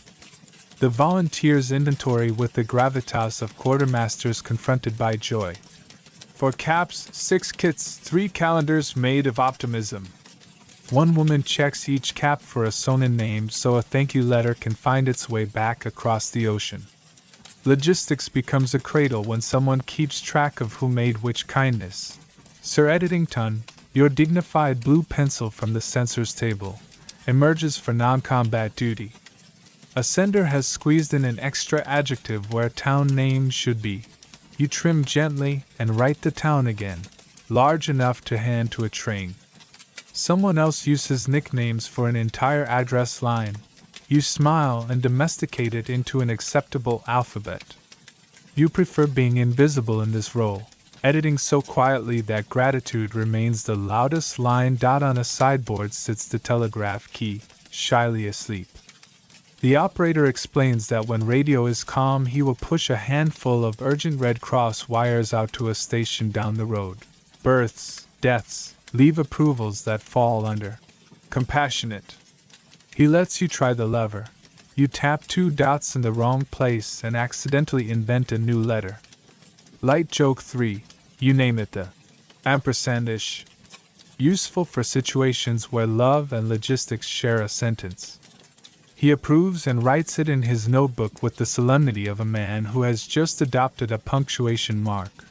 You make yourself useful at the addressing rack, where envelopes learn to breathe in ink.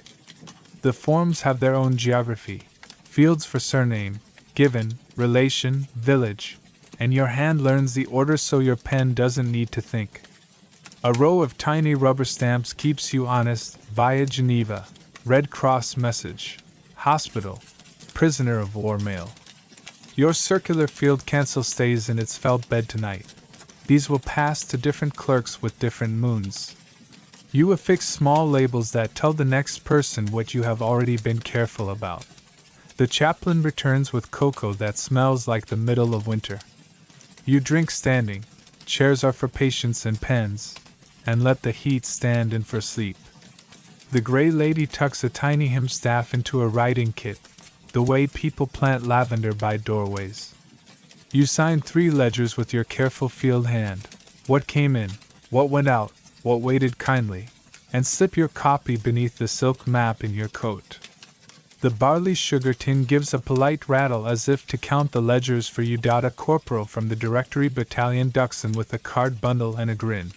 The 6888 has found 3 bobby somewheres and domesticated them into addresses. You marry each card to a waiting envelope, tie a square knot with wax twine, your candle keeps earning its ration, and imagine a kitchen light turning on 2 months from now when these 25 words finally knock. Historians still argue whether speed or certainty mattered more for morale. Fast messages thin as film, or slower ones fat with a lipstick heart. But the men who fold both into their pockets look equally taller afterward. As you refasten the pouch, the volunteer asks about your umbrella doodle. You sketch it on her memo pad, a plump, practical thing with heroic pretensions, and she pins it to the corkboard with the caption "Deliveries happen, weather permits." Beside it she chalks a smaller arrow and writes "try again tomorrow anyway." You decide to steal the phrasing for your railhead board. It pairs well with dates may blur. Delivery stays stubborn. On the threshold you pause. The room is quieter than when you entered, which is not to say nothing is happening, only that work has been translated into forms with addresses. A stack of outbound family messages rests in your pouch like a warm loaf, small, daily, sufficient. You think about everything you did not carry, official telegrams, goodbyes typed in a font that never shakes, and everything you did, lines that say, "I am still me," in the grammar of 25 words. Somewhere a prisoner will read, "Father well, garden late, dog loyal," and the world will hold its breath and then exhale. Past the blackout cloth, the corridor inhales its weather, coal, canvas, a rumor of rain. You settle the pouch under the silk scarf, feel the bundles lean in to listen for their names, and step back toward the hedgerows with your quiet cargo of kindness and commas, knitting needles and telegram blanks, blue pencils and cocoa stains. The road will meet you with its usual polite arguments. You will answer in the language you've learned, a few careful words, legible, addressed, and stubborn enough to arrive. The doorway you choose tonight is labeled in 3 languages at once: KRIGSGFANGNENPOST, Service DS Prisonniers de Guerre, Prisoner of War Mail, and the air inside smells of paste, cord, and the kind of patience that can fold itself small. The tables are narrower here, the forms stricter, postcards with boxes for rank, camp, and a prisoner number, envelopes pre-printed with postage free, and a stern reminder to keep to family news. Your pouch, which has carried cocoa tins and kisses, sets itself down as if it understands this room asks for quieter boots. You sort to the rhythm of geography, from your railhead to base, from base to a neutral corridor, often Lisbon, sometimes Geneva, then outward to stalags and offlogs, or to civilian internment camps whose names sound like railway sidings whispered behind a hand. Mainstream fact: under the 1929 Geneva Convention, prisoners of war are entitled to send and receive mail and parcels. Most countries recognize their post as free of ordinary postage, though subject to censorship at both ends. You touch the corner where a stamp would be and find instead the dignity of postage free. A promise backed not by glue but by law. Each card is a map of obedience. Name, rank, Pownell, camp, country. You learn the camp scripts: stalag this, offlog that, a luft for airmen, a Roman numeral that must be right or the miles will forget the way. The blue pencil, Sir Eddington, promoted to linguist, gently restores a missing diacritic so a Polish surname won't wander, and tucks a German sz back into place where someone's typewriter could only guess. Light joke 1. You tell Sir Eddington he deserves a passport. He points out he already lives in your pocket and has more stamps than you do. Censors live on both sides of the barbed wire, and their marks make the mail look like it has taken a geometry exam. You stack triangles, ovals, rectangles, each announcing in its curt dialect, passed by censor with a number and a triangle on one, Gefnet tape across a flap on another, a tidy examiner label on a third. You admire the odd democracy of shapes. Triangles fraternize with crowns, ovals nod to eagles, rectangles lie down like planks across curiosity. Historians still argue whether strict, multi-stage censorship did more to delay letters than to protect positions, or whether the true drag on speed was the ocean and the lack of aircraft space. But you handle the cards as if each symbol is a tiny customs officer who just needs a respectful nod. Here a postcard written in ink that looks homesick for a blotter. Dear L. I am well. Bread is good. I think of the lilacs. And here an inward one that crossed through Geneva with a red cross like a blessing in the corner. All safe. We keep your room. Tomatoes better this year. Aunt Liddy. You almost laugh at the tomatoes. Then you remember your Nixie notes, and the way address cards can become doors. You arrange outbound to Geneva, inbound to base, and let your hands be the hinge. The route is slow and dignified. Bags move toward a neutral clerk who compares names to index cards by the tens of thousands. Geneva's tables have their own weather, the sound of cards breathing, the sight of an alphabet learning to carry grief and relief without tearing. A neutral country's post then escorts the bundle to a bell that rings at a camp office where a prisoner both hopes and knows how to be disappointed. You've been told that sometimes the post is distributed by a fellow POW who becomes, by accident, the most important voice in the room on Thursdays. Quirky tidbit. When ink runs out, some camps quietly encourage ingenuity. Bread paste and soot become a serviceable gray, tea leaves boiled down to a weak brown, and careful pressure from a blunt nail raises letters without ink at all. You can feel those dry words under your fingertips when you trace a line that looks almost invisible until the light slants. You cradle such cards a heartbeat longer, as if attention itself might darken the strokes. Not all the mail is to soldiers. Civilian internees write from hotels turned into waiting rooms and racecourses turned into barbed neighborhoods. Their postcards carry the strange politeness of bureaucracy. We are well accommodated. Food regular. Knitting continues. You learn the internee vocabulary, alien internment, family camp, and the way a triangle stamped past can look almost like a kite if you want it to. Light joke 2. You suggest to the clerk that we award frequent flyer miles to postcards. She replies that triangles already collect more miles than she does. You make room for the unexpected. A card to Offlog 4C Colditz, addressed with tidy stubbornness and no drama.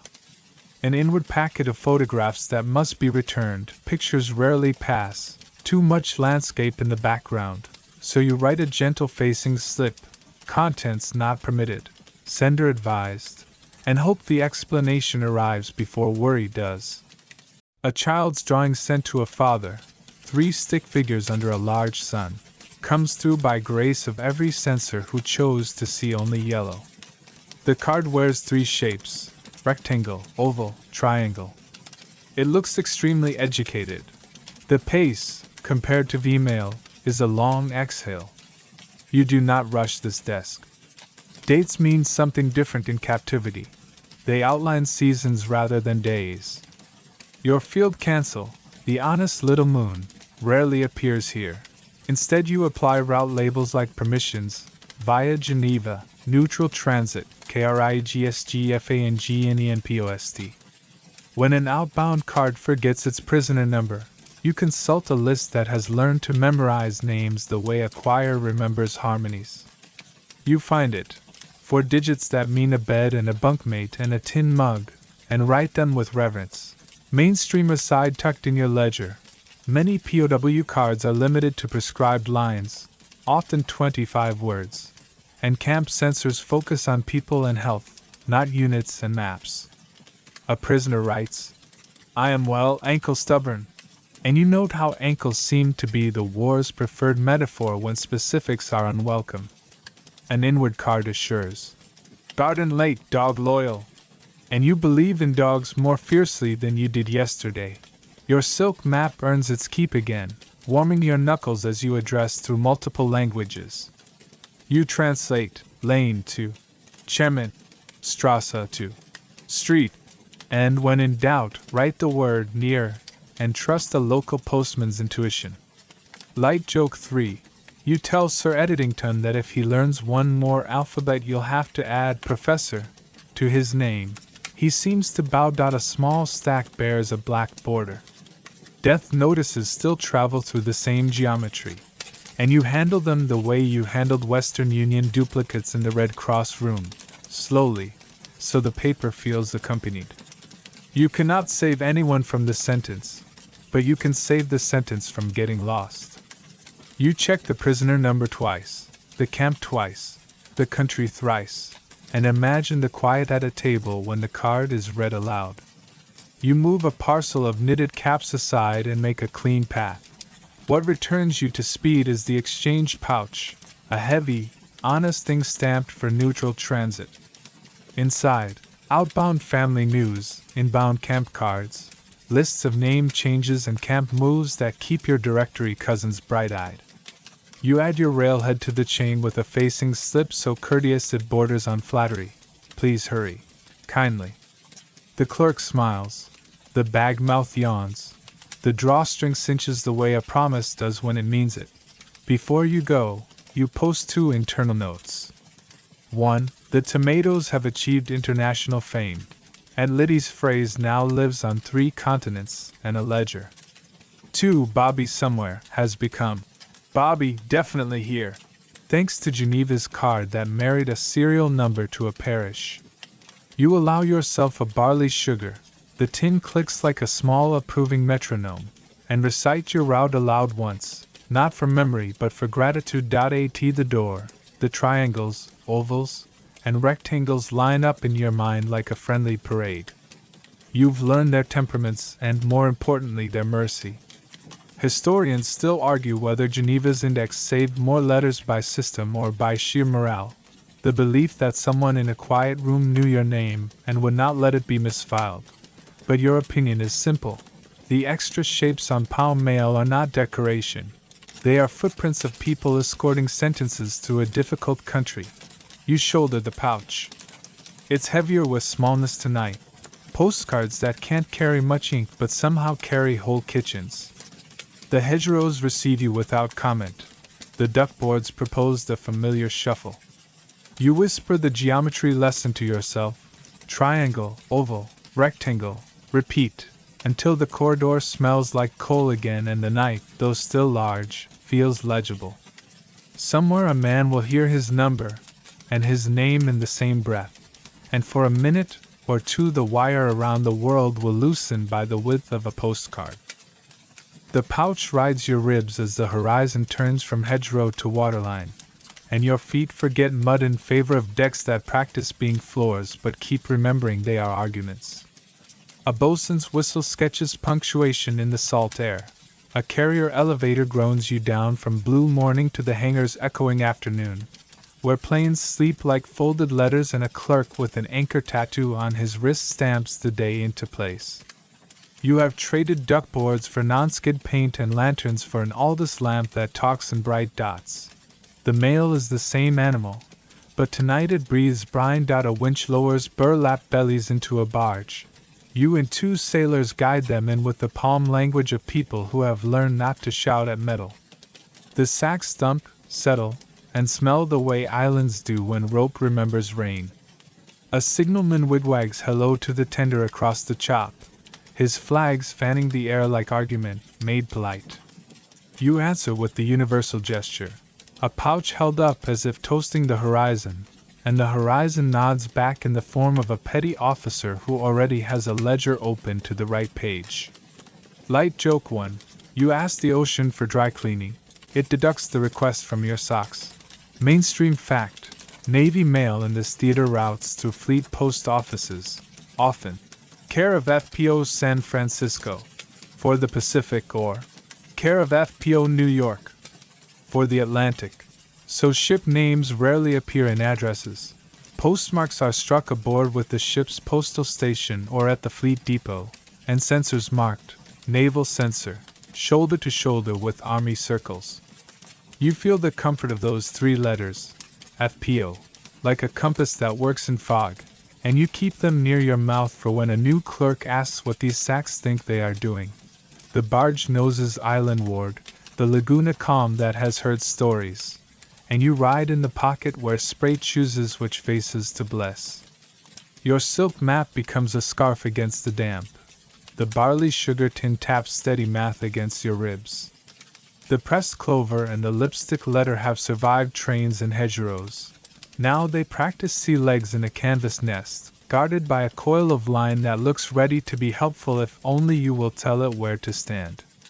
The coxswain keeps an eye on a patch of sky that has opinions. You keep an eye on the sacks, which have none. On the pier, a jeep and a handcart wait like 2 styles of handwriting.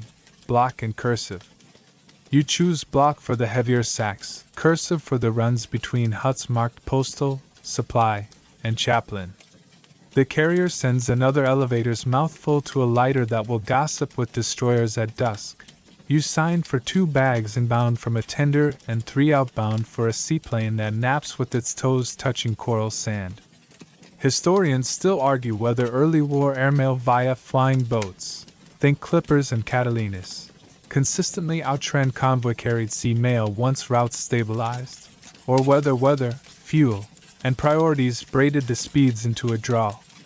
You decide. The argument is only useful for historians. Tonight you just match sacks to wings or wakes and let them choose their own poetry. Inside the island post hut, the roof ticks like a cooling engine.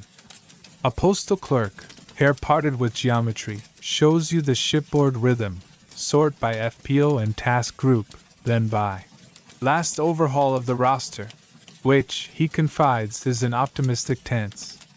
He demonstrates a cancel with a proud anchor in the legend, the circle neat enough to balance a mug on.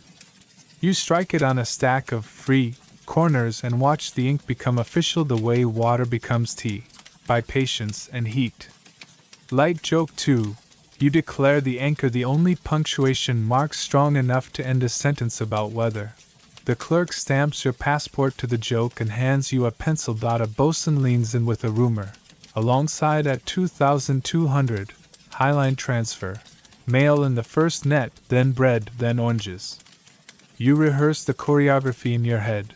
Ships steaming shoulder to shoulder, lines shot across like polite spears. A trolley riding the gap while the sea considers its options. You've seen it once and still think of it as knitting done by giants with good intentions.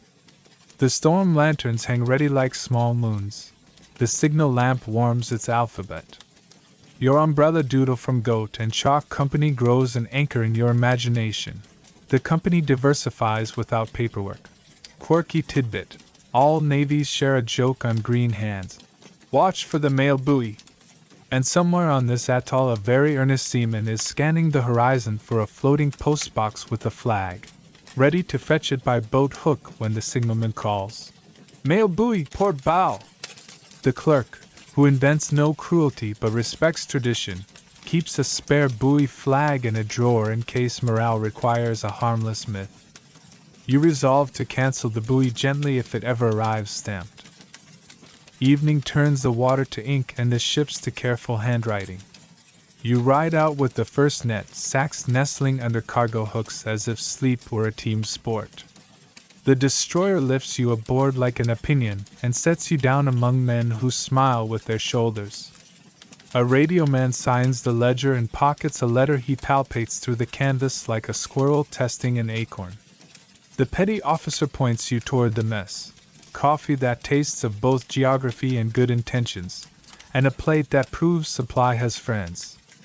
Light joke 3. You ask whether the cook stamps the pancakes. Passed by examiner. He says the pancakes examine. You dot on the fantail. You work the exchange with the rhythm of the sea's breath. In, out, in, out.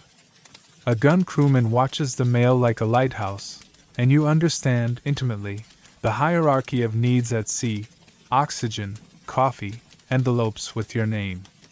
You add the destroyer's bag to the return net, signal ready with a lamp, and feel the trolley hum across the dark like a sentence that knows where it's going. The highline creaks, the ocean considers changing the subject, and then the net lands home on the carrier with a thud that sounds exactly like relief. Back at the hut, you build island throws for shore parties and outlying radar shacks, tying square knots that don't mind humid philosophy. Your pencil jots a reminder to forward anything for the squadron that launched at dawn. Their return time is a rumor, and rumors should not be asked to hold mail. You tag a sack for a weather station whose reports draw isobars at breakfast. You cannot help liking anyone who names wine without scolding it.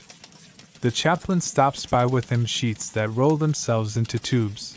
You slide them into the holiday bag where cocoa waits like a patient dog. Mainstream aside, shipboard post offices are small, stern miracles. postal clerk striking cancels in a space that can remember being a storeroom yesterday and a sick bay last week, selling money orders, accounting for parcels with the same fidelity a navigator gives to bearings. The hand stamp may say only, U.S. Navy Postal Service, and a number, but everyone who hears, mail call, on a deck learns that circles can be bells. You add your quiet moon to the corners that need it, and let the anchor do the rest. Night finishes its work. The carrier sleeps in sections. The island does the same. You inventory your pockets. Silk map damp, barley sugar honest, Sir Eddington slightly salted, facing slips loosely ambitious, and regard the lipstick letter and pressed clover, who have now survived trains, hedgerows, sensors, cameras they didn't need, and a small portion of the Pacific. You promise them a morning door with a name on it, and tuck them deeper where canvas listens kindly down on the pier. A junior signalman tilts his lamp to ask if you want a lift back in the barge. You tilt yours to say yes, please, and thank you, in that order. The lagoon carries you like an old rumor that still has something gentle to add. Behind you, the carrier glows in the strict way ships do. No more light than necessary, no less than safety. Ahead, the post hut's window squares practice being stars. You think how addresses adapt to oceans the way boots adapt to mud, and you decide the sea has its own hedgerows, lanes made of currents and routine, tall enough to keep secrets, friendly enough to lead you home if you speak politely, and wear good socks. The canvas digs a familiar groove into your shoulder as the route widens from hedgerow lanes to a map the size of weather. Tonight your throws were distant names and borrowed alphabets. Battered envelopes arrive perfumed with lamp oil, palm soap, and a faint hint of camphor, addressed to regiments whose songs you can't hum yet but will learn to recognize by the rhythm of their return addresses. You tip the pouch onto a trestle beside the Empire routes, slate, 3 columns chalked India, West Africa, and NZ, emming with Macronorai, and build little paper continents that will soon hitch rides on aircraft, capes, and clouds. A clerk from the Indian Army Postal Service, cap badge small and exact, shows you his ledger of FPO numbers, the road signs of an army that measures distance by tenths. He traces a finger from base PO to Karachi to info with the same com used for T-trays. Mainstream fact, through the war, Indian and British Indian Army mail ran under field post numbers rather than place names, with vast volumes moving by sea around the Cape when the Mediterranean was hostile, and by the horseshoe route of airmail stages that linked Durban, Cairo, Basra, Karachi, Calcutta when aircraft and fuel allowed. You practice the route under your breath like a lullaby that knows geography. Envelopes addressed in Devanagari, Perso-Arabic script, Roman letters, and those neat block capitals beloved by instructors pile into your hands.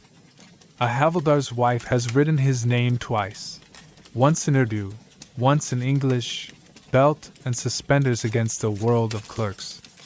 Sir Eddington, promoted to linguist, adds a gentle dot above an I that is really an I, saves the direction from becoming a detour. You learn honorifics, Sahib here, Subadar there, and smile at nicknames that soften starch, Chotu, the younger, Lamba, the tall. Light joke 1. You apply for a passport for your umbrella doodle. The ledger stamps it. Valid across monsoons. Across the table, a bag marked RWAFF exhales palm fiber twine and letters from the Gold Coast, Nigeria, Sierra Leone, and the Gambia.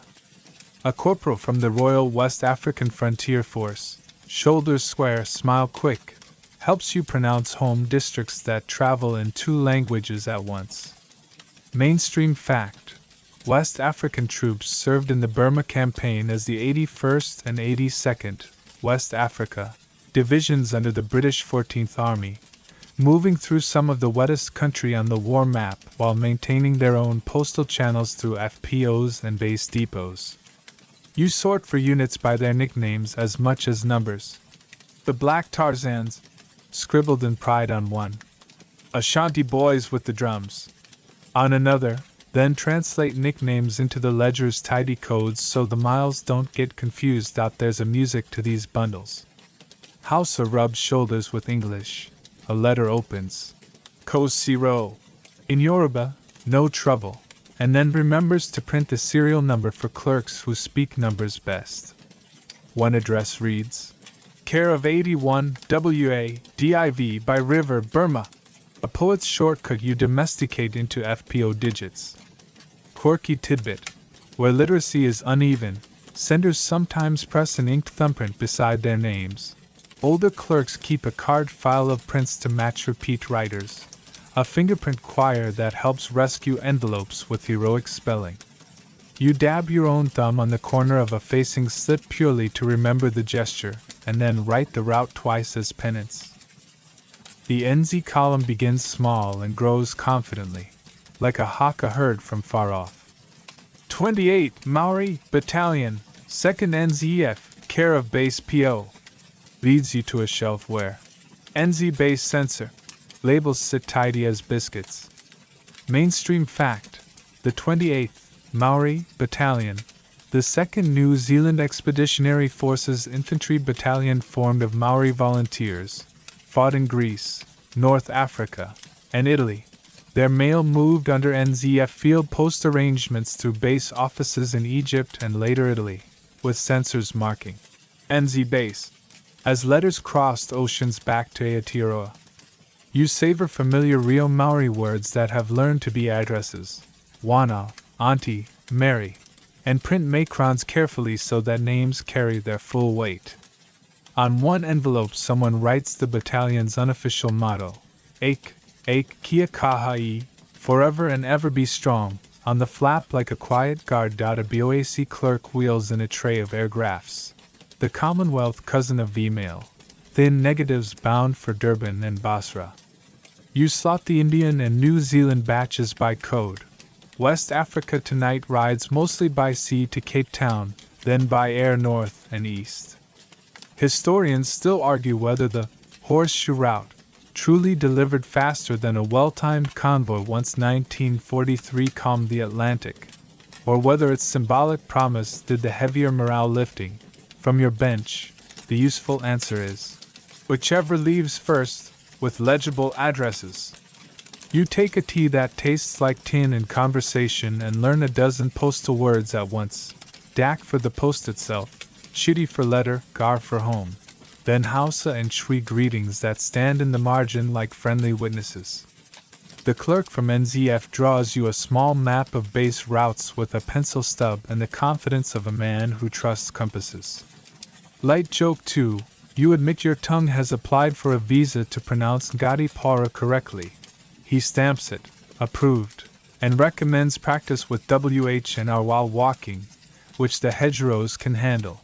Not every envelope is tidy. One to an Indian company where lugs a loop of red thread. Not regulation, exactly, but someone believed red discourages bad luck, and you tuck it deeper in the pouch where the silk map scarf keeps it company. A Sierra Leone address finds you with a village name that exists in 2 districts. You triangulate with the serial number and a note about a sister who writes on blue paper. A Maori private's card lists only Nan's place by the river, and a town where half the rivers would like that job. The NZ clerk grins, writes the surname of a well-known Kia elder next to it, and says, "The postmaster will know." The postmaster, wherever he is, usually does. Your cancel becomes a collection of small moons with different legends, Base 8PO India on one, Field Post Office 28 NZF on another, an anchor for a ship that ferries West African troops between stages.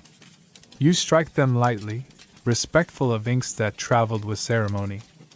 A few corners in the India stack read simply, "On active service.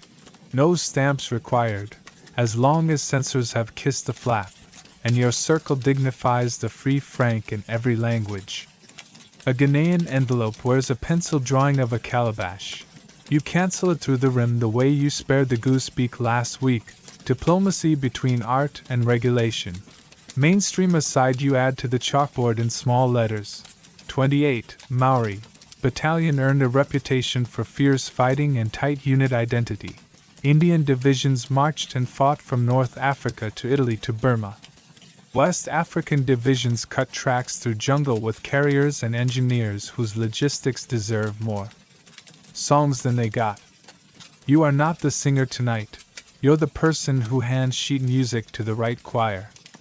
Historians still argue whether imperial postal systems reproduced imperial habits, English at the top, others in the margins, or whether, by necessity, they became the most multilingual rooms in the war. At this table, the argument turns into practice. Everyone learns everyone's alphabets until delivery is the only accent left. The lipstick-kissed letter looks briefly alarmed by all this geography, then composes itself. The pressed clover, which has met ships and censors without losing its patience, seems to approve of the red thread's superstition. You give both a safe billet in the India/WA/NZ outgoing, not because they belong there but because leaving them near the world's alphabets feels like good luck. Light joke 3. You tell the barley sugar tin it now answers to International Sweetmeat. It rattles once, which is barley sugar 4. Promoted. You walk the bundles to the dispatch crib by pads that smell of jute and ink. The BOAC tray clacks its shutter. The Kate bags heave their canvas bellies. A liaison from the rail yard notes train numbers that are really moving dots on a globe. You copy your favorite directions onto the slate. Durban by air, Cape by SEA, base PO by dawn, and add a tiny umbrella with a passport stamp. The ledger receives your signatures in 3 columns, your handwriting doing its best trilingual impression, numbers, arrows, patience. When the room exhales, you can hear different homes at once. A harmonium in Lucknow, a high-life tune hummed off-key in Accra, a chorus beginning somewhere in an Italian valley with a line the 28th Battalion loves. You shoulder the pouch and it feels, just for a second, like the weight of a small, tolerant planet. Tomorrow the hedgerows will be hedgerows again. Tonight your route includes deserts made of paper, jungles made of ink, and a long, polite wave from the Pacific that reminds you addresses are simply promises with better shoes. Winter arrives like a careful librarian, finger to lips, breath turning pages of fog, and your pouch grows rounder with cocoa, choir sheets, and the soft thump of handmade gifts that know exactly who they're hugging. The railhead smells of coal and oranges, miracle fruit that traveled in disciplined triangles from some godly warehouse, and the chalkboard now carries seasonal footnotes. Holiday sack, early, carols, laminate with hope, cocoa, tax rate under review. You add a modest umbrella doodle wearing a scarf. The Goat and Chalk Company has clearly diversified into weather accessories. Holiday mail is its own weather system. Mainstream fact: for Christmas in wartime, postal authorities publish early deadlines and strict limits. Small parcels only, weight and size capped. APO/FPO addressing mandatory, perishables discouraged. So ships and planes can carry both gifts and the necessities that keep the front moving. You file forms like you're tucking in children. Each parcel gets a facing slip, each sack a tag that promises it to the right choir of tents. A quartermaster rolls up with a cargo net of packages the size of faithful shoes. You and he settle them into the net's belly, snug the corners, and chalk the route so even a sleepy lantern can read it. You open the first sack and the room brightens by scent alone. Soap that still remembers lilacs. Hard candy in tins that will become screws and nails museums later.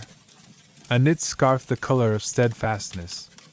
You test each label against your roster, pencil in a change where a company leapt forward, and ferry any mysteries to the 6888 basket with a note that says please find the person who deserves this exact JOI. Sir Eddington, your blue pencil with tenure, softens a nickname into a deliverable name. A tag reads, for the tall one with a laugh. You add a serial number with the care of someone threading a needle in mittens. The holiday sack hums with cocoa, so you revise the tax joke you made in summer. Light joke 1. 1 spoonful per letter.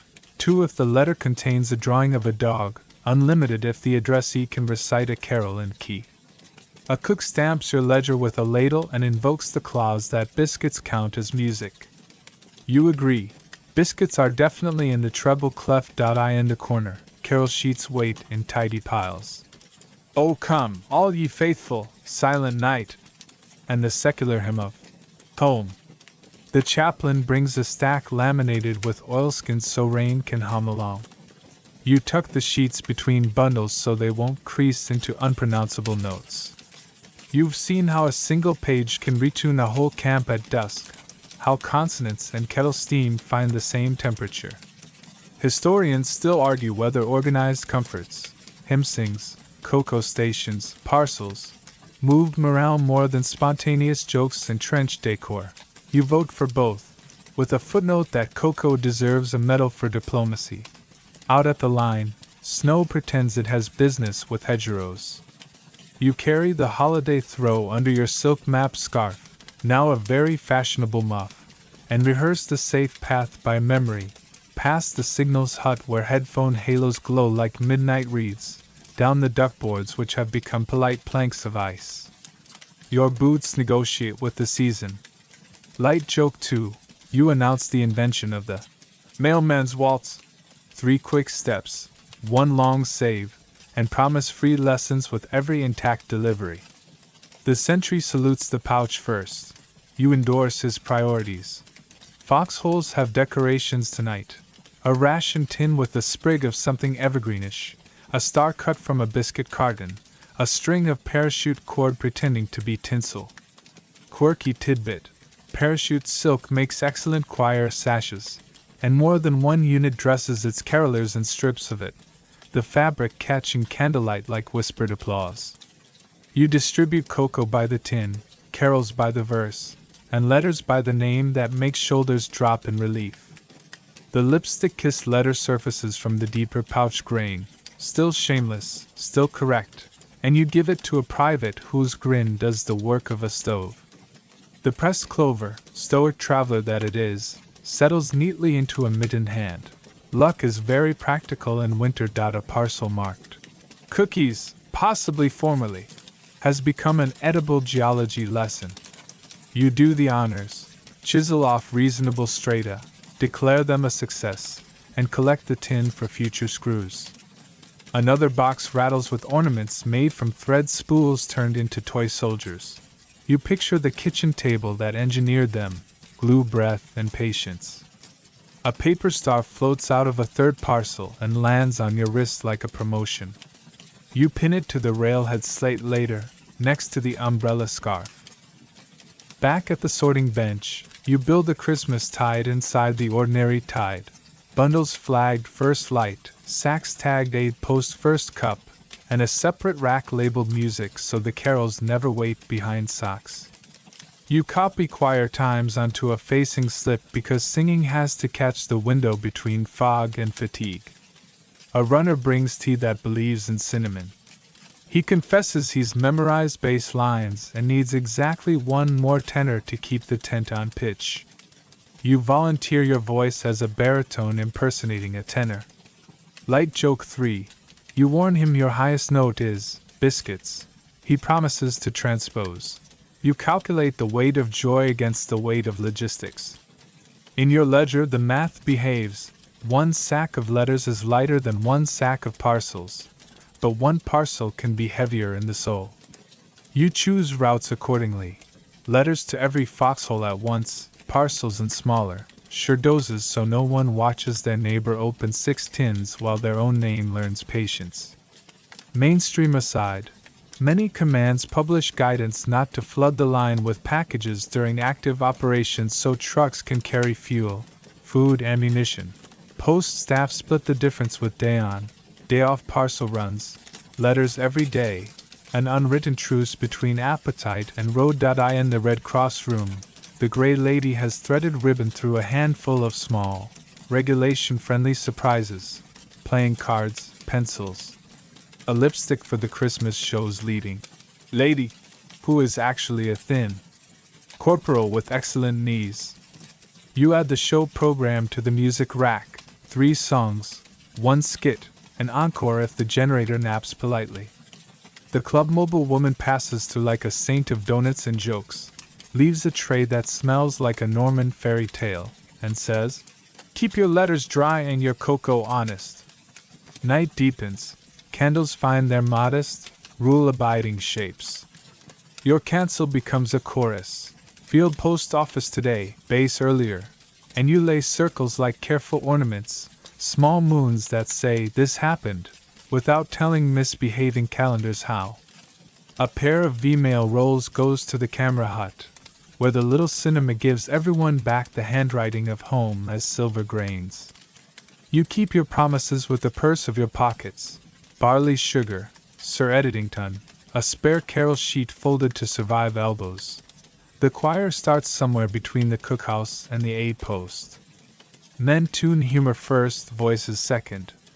Silent night floats out over duckboards that have agreed to be kind for 6 minutes. A harmonica suggests snow knows what it's doing. You stand just outside the tent and let the sound choose you, your pouch lighter by names, your hands smelling of oranges and wax. Someone offers you a cup that tastes like chocolate and resilience. You sip, and it is astonishing how much a single spoon of something warm can escort a person across a long night.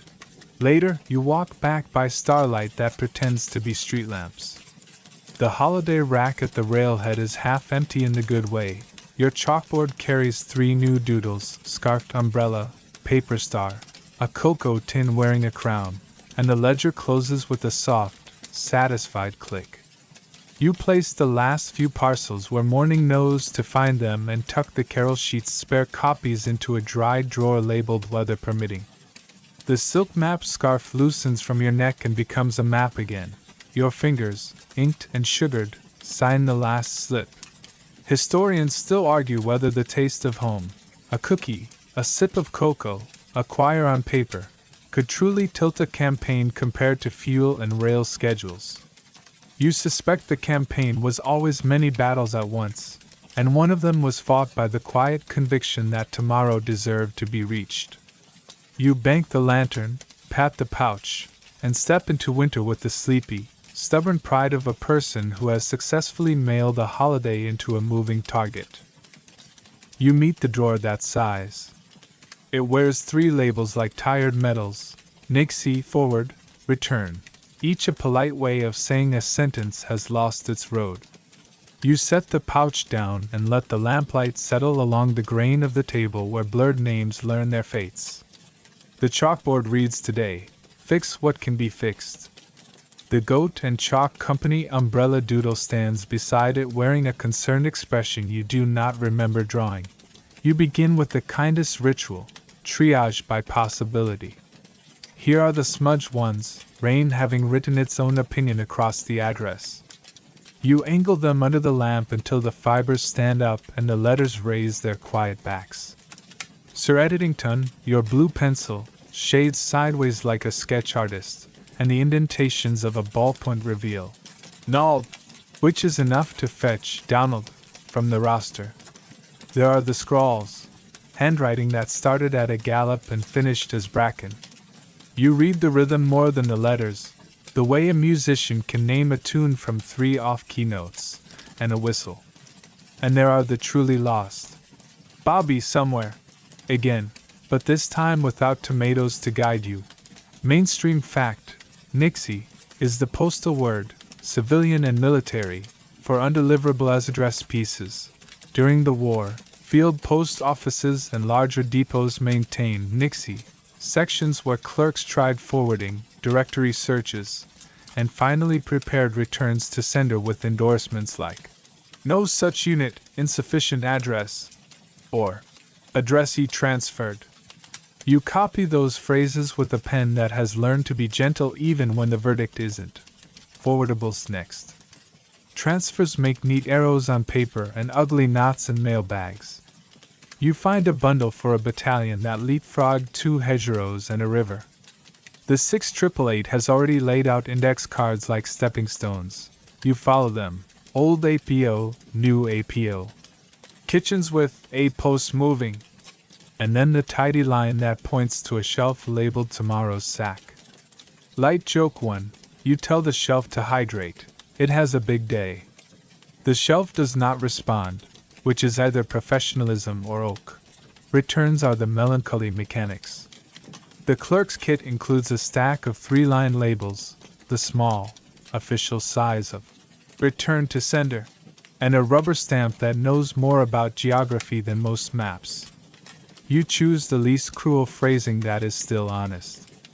Unknown at this address, but a nickname has outpaced your rosters. No such unit. When the writer tried to aim by guess, hospital. When forwarding rules direct the letter to a ward that will accept it or send it back with a nurse's neat note. You place each label square and sober.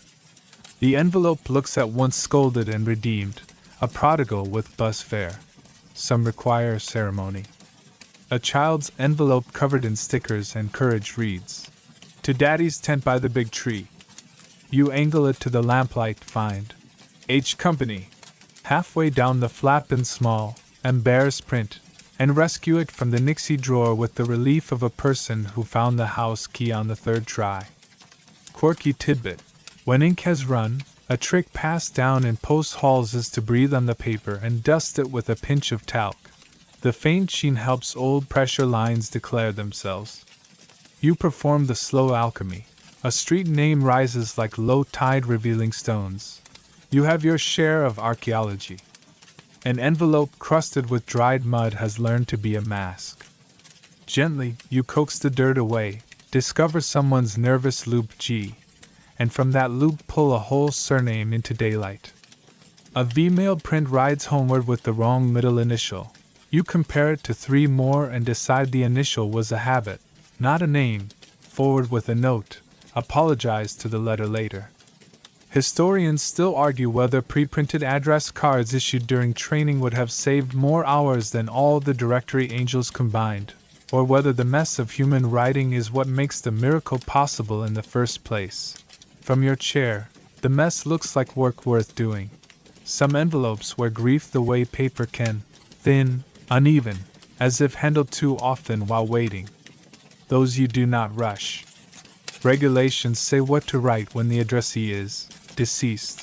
Formal channels first, always, and then returns from the field postal system if the letter arrives after the news. You keep your circles and labels small on those. Bureaucracy must not loom. You breathe. You choose a steady hand that doesn't tremble even if your insides do, and you make sure the return address is as legible as a door number. Not every lost letter is tragic. Some are comedians. One is addressed to Sergeant Pepper. You recall from the oddities ledger that he is actually Sergeant Piper, and you correct it with a small grin and a pencil note that will make the company clerk's day. Another arrives smelling faintly of perfume and defiance, the right-hand corner still bearing a queen now doubly cancelled. The lipstick-kiss letter does not belong in Nixie, but you let it sit nearby like an elder auditing your manners. You tell it, quietly, that you are trying to be worthy. Light joke 2, you offer the lipstick letter of barley sugar. It declines, citing union rules about sticking to one confection at a time. Process keeps the melancholy from becoming a fog. You sort, try again, into a tray labeled attempt, the firm cousin of hope. You band the truly impossible with a card for the 6,888th because their miracles are more persuasive than yours. You stack the returns in a gentle slope so no envelope is buried face down under the verdict. You pencil clues for future you. Loop G, Louisiana stamp, tomatoes? Because future you deserves a breadcrumb when the road doubles back. You find, too, the letters that went on a trip without moving, the ones mis-sorted by resemblance. APO 327 reads as 329 when the ink was tired. An F becomes AP if someone showed off with a flourish. You adopt the squint of a jeweler and the patience of a tailor. You invert envelopes, look at them upside down, the way errors sometimes confess, and then you walk them to the right pigeonhole and apologize on behalf of the alphabet. Light joke 3. You threaten to demote the letter F to part-time unless it stops impersonating P. The ledger notes. Disciplinary hearing for cursive. At the far end of the bench sits the sweat box, a wooden cupboard with a low, safe heat from a bulb, where soaked letters dry without curling into fossil ferns. You slide in 3 survivors of a spilled kettle and log the time. When they emerge, your palm press flattens them back into good manners, and the addresses behave. Behind you, a kettle whistles its apology. You forgive it and accept the truce cup. You save the hardest decision for last, when to stop trying. The ledger requires a date for that, a clean line through hopeful to return. You make that line only when you can add a compensating arrow. Forward address unknown now, but a card with Geneva tonight, a directory check in the morning, a question for the company cook who collects nicknames like stamps. You refuse to let the drawer become a grave.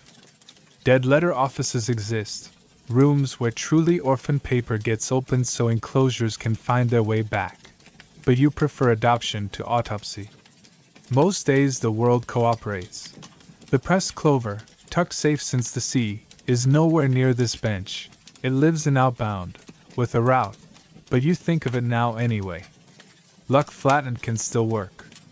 You pencil one more clue on the envelope addressed to the tall one with the laugh, which has wandered back with a tire track for a middle name. Someone, somewhere, will read the handwriting and know the laugh. You give the envelope one more night in attempt and instruct the bench to be kind.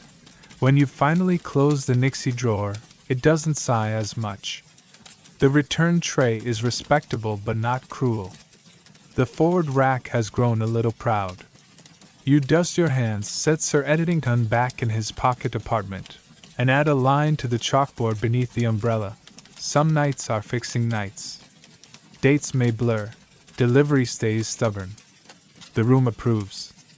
Or perhaps that was the kettle. You shoulder the pouch. It is lighter in paper and heavier in decisions, which is not measurable but real. The hedgerows accept your boots, and the duckboards remember your waltz. A star tests its reflection in a puddle and decides it looks well. You walk toward the railhead where tomorrow's sacks will arrive with their own mysteries. Historians still argue whether the miracle of wartime mail is speed, scale, or simply the rudeness with which it refuses to give up on imperfect information. You're biased. Tonight, the miracle is that return to sender can be a comma, not a period. The sentence will try again, in better ink, on a day when the road remembers its manners. Dawn is a suggestion before it is a color. You feel it arrive first as a widening of sound, the stove's low yawn, a canvas flap remembering how to be a door, boots rehearsing the idea of laces.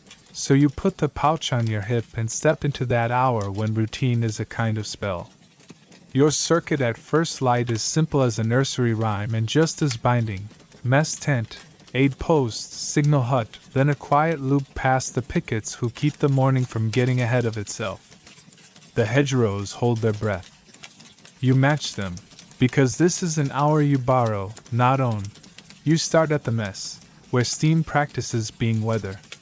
The cook has already declared peace with the kettle and is negotiating a conditional surrender from the frying pan. He signs the chit with a spoon pressed into an ink pad, your new favorite notary public, and accepts 2 bundles. Letters first, a slim packet of carol sheets for anyone still humming last night's harmony. He gestures at a tray of cups that smell like instant coffee with heroic intentions and offers you a ladle. You accept, because refusing early coffee is bad diplomacy. Mainstream fact, most units keep. Stand to.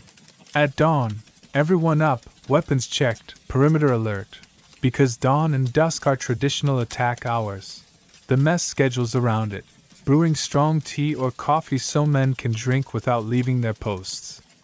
The cook taps the tray like a xylophone. Hot, hotter, committee approved. You choose. Committee approved. And your eyebrows thank you. Out back, a bucket labeled fat hangs from a nail. Save bacon grease doing double duty as breakfast flavor and boot waterproofer. Quirky tidbit. More than one mess sergeant keeps a little can of saved grease on a special shelf. For its shine and sizzle. And swears by it with the conviction of a man who has out-argued weather. You tuck a note in your ledger to remind yourself which tent stocks kindness in a tin. Light joke 1. You suggest the goat and chalk company add a line of strategic bacon polish. The cook says only if it comes with a stamp that reads passed by taste. The path to the aid post is a soft geometry of duckboards and fog. The tent is awake but whispering. You pass the bundle across, and the orderly signs with a pencil that wears a chewed collar like a well-loved dog. He slides 2 Red Cross replies back, 25-word miracles heading outward, and requests a small favor. Could the cocoa tins ride earlier on cold days? You add a star to the holiday rack in your head and promise. A stretcher at the far end lifts into view, then descends. Nobody wants to narrate a morning with sirens, so the room agrees to breathe quietly instead. Past the orchard, the signal hut collects dawn the way a jar collects rain, 1 drop at a time, without fuss. Inside, headphones crown heads like thoughtful halos. A corporal cranks a field telephone and gets the dignified BRR of magneto gossip. You deliver letters to people who communicate in code and then read them in plain speech. The corporal holds up an enamel mug and confides that the set will be happier after the brew. Light joke 2. You certify the mug as a morale amplifier and stamp it with your field postmark in the air. He salutes your mime and offers you a biscuit that has studied gravel but refuses to be it. Your feet remember the rest without asking your brain. 2 pickets at the bend by the cart track. A runner who keeps his notes under his cap. You hear the paper whisper when he nods. A sapper who has taught his shovel to be quiet. You become a moving punctuation mark in everyone's sentence. Comma at the mess, semicolon at the aid post.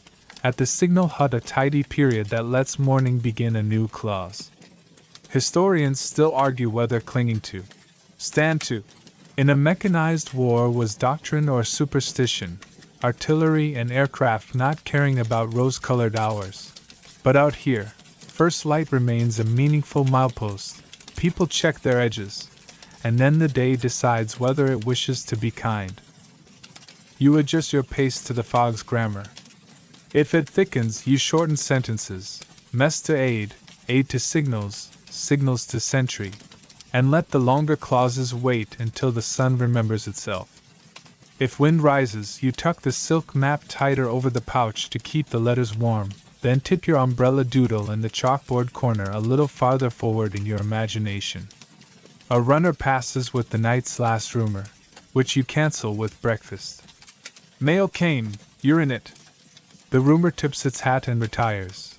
You pass the place where yesterday's crate pretended to be a wall, and see it now honestly stacked as a wall.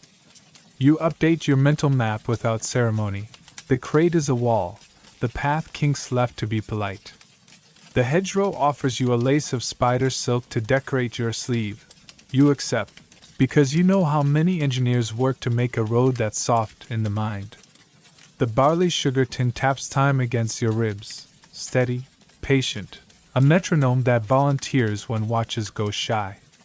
You check your own watch, the radium numerals doing their tiny astronomy, and count the rest of the route in sips and steps. At the next stop, a chaplain emerges with hymn sheets tucked into his belt like polite knives, thanks you for the laminate that kept home legible and missed, and slips you a folded program for the evening's show in case schedules forget themselves, jokes, a skit, with an alarmingly talented leading lady, and a sing-along in a key that suits biscuits better than tenors.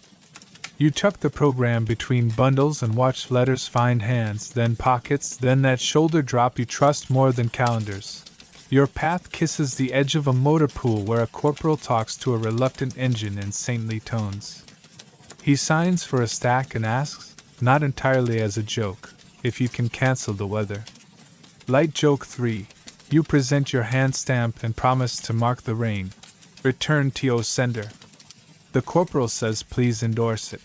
Insufficient address. Because it keeps missing the ocean. You add a cocoa tin to his corner of the world and move along, the pouch keeping its small, honest tug at your ribs like a good dog on a short lead. You plan the afternoon while walking the morning. Back at the board you'll add a note about frost on duckboards, pencil a reminder to start the holiday sack 10 minutes earlier, and sketch the umbrella-wearing earmuffs purely for staff morale. You'll also correct your own wandering memory. The pressed clover and the lipstick letter are no longer in your outbound. Both found their people under last night's candles. And if you catch yourself thinking otherwise, you'll smile and blame the ledger ghost that keeps yesterday in one pocket longer than it should. Self-correction is part of the route.at, the far end of the loop. The perimeter watches the horizon consider blue. One sentry has tied a string from his glove to his rifle to keep both from wandering off without him. He declines a letter, nothing for him today, and accepts a carol sheet to fold into his pocket for later. You slide a small stack to the corporal of the guard and stamp the chit with the satisfaction that comes from circles that mean, "This happened." Your little moon lands steady, field post office today, and the ink dries to a kindness. You return by a different memory, as if walking backward through your own footprints. Signal hut, headphones already humming, aid post, kettle convinced, mess, pans convinced, too, then the path where the duckboards remember your mailman's waltz and promise not to improvise. The railhead receives you with its practiced nod, the bench, the chalk, the cargo net yawning like a cat, and you slide the pouch onto wood that has held 1,000 mornings just like this one and is, somehow, not bored. You log the run in 3 lines. Delivered, mess/aid/signals/pickets. Notes. Cocoa earlier, frost, umbrella earmuffs. Remarks. Biscuits successfully transposed. And turn the page for the day's next litany. The chalkboard motto still fits. Dates may blur. Delivery stays stubborn. You add a subscript for the dawn shift. Quiet first, then coffee, then names. It reads like a prayer and behaves like a schedule. Some mornings bloom into news. Others, like this one, fold their edges neatly and sit there being thoroughly ordinary in a way that upgrades the whole day. You've come to love the way routine plants flags where drama would rather pitch tents. Mess, aid, signal, pickets, and how a pouch can turn corners into addresses, addresses into hands, and hands into shoulders that finally relax enough to pretend at sleep later. In a war that measures glory in things that roar, you have made a small profession out of things that murmur. You shoulder the pouch again, feel the straps find their true place, and go looking for the next sentence that needs a comma and a direction. You feel the war ending the way you feel a storm decide it prefers another county. The air loosens a notch, orders arrive in past tense, and the chalkboard grows eraser tracks where arrows used to be. The pouch is still your heartbeat, but tonight its pulls are domestic. Forwarding slips, change of address cards, bundles that smell faintly of mothballs and porch light. A new stencil appears on sacks at the railhead, homeward. The clerk underlines it once, then once more, as if to tell the letters the road has finally remembered where it began. Your first job is a gentle scavenger hunt. Demobilization means units dissolve like sugar in tea, APO numbers close, temporary camps bloom near ports, separation centers sprout desks labeled pay, papers, and mail, change of address. Mainstream fact. After VE and VJ Day, armies shuttered field post offices and redirected mail through base depots and stateside separation centers while Operation Magic Carpet ferried millions home by ship and aircraft in 1945 to 46. You copy fresh addresses in a hand that knows it is writing front door bells.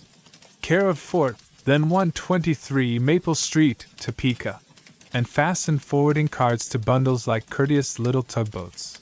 The 6888 sends you their last miracle packet, a sheaf of cards marrying nicknames to final addresses.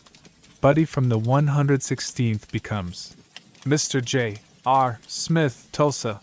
Sergeant Piper is no longer mistaken for Pepper, and Liddy's tomatoes have achieved forwarding immortality. You place these where they will get on the first train that calls itself a homecoming. Historians still argue whether the speed of demobilization or the predictability mattered more for morale. Some say, sooner, cured everything. Others say, sure, did. But your ledger votes for both, fast when you can, exact when you must.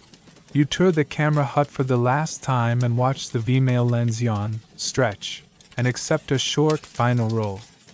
Transport is easier now. Paper can be paper again. The clerk polishes the record act like a retiring clarinet and hangs a small sign, film when necessary, INK when kind.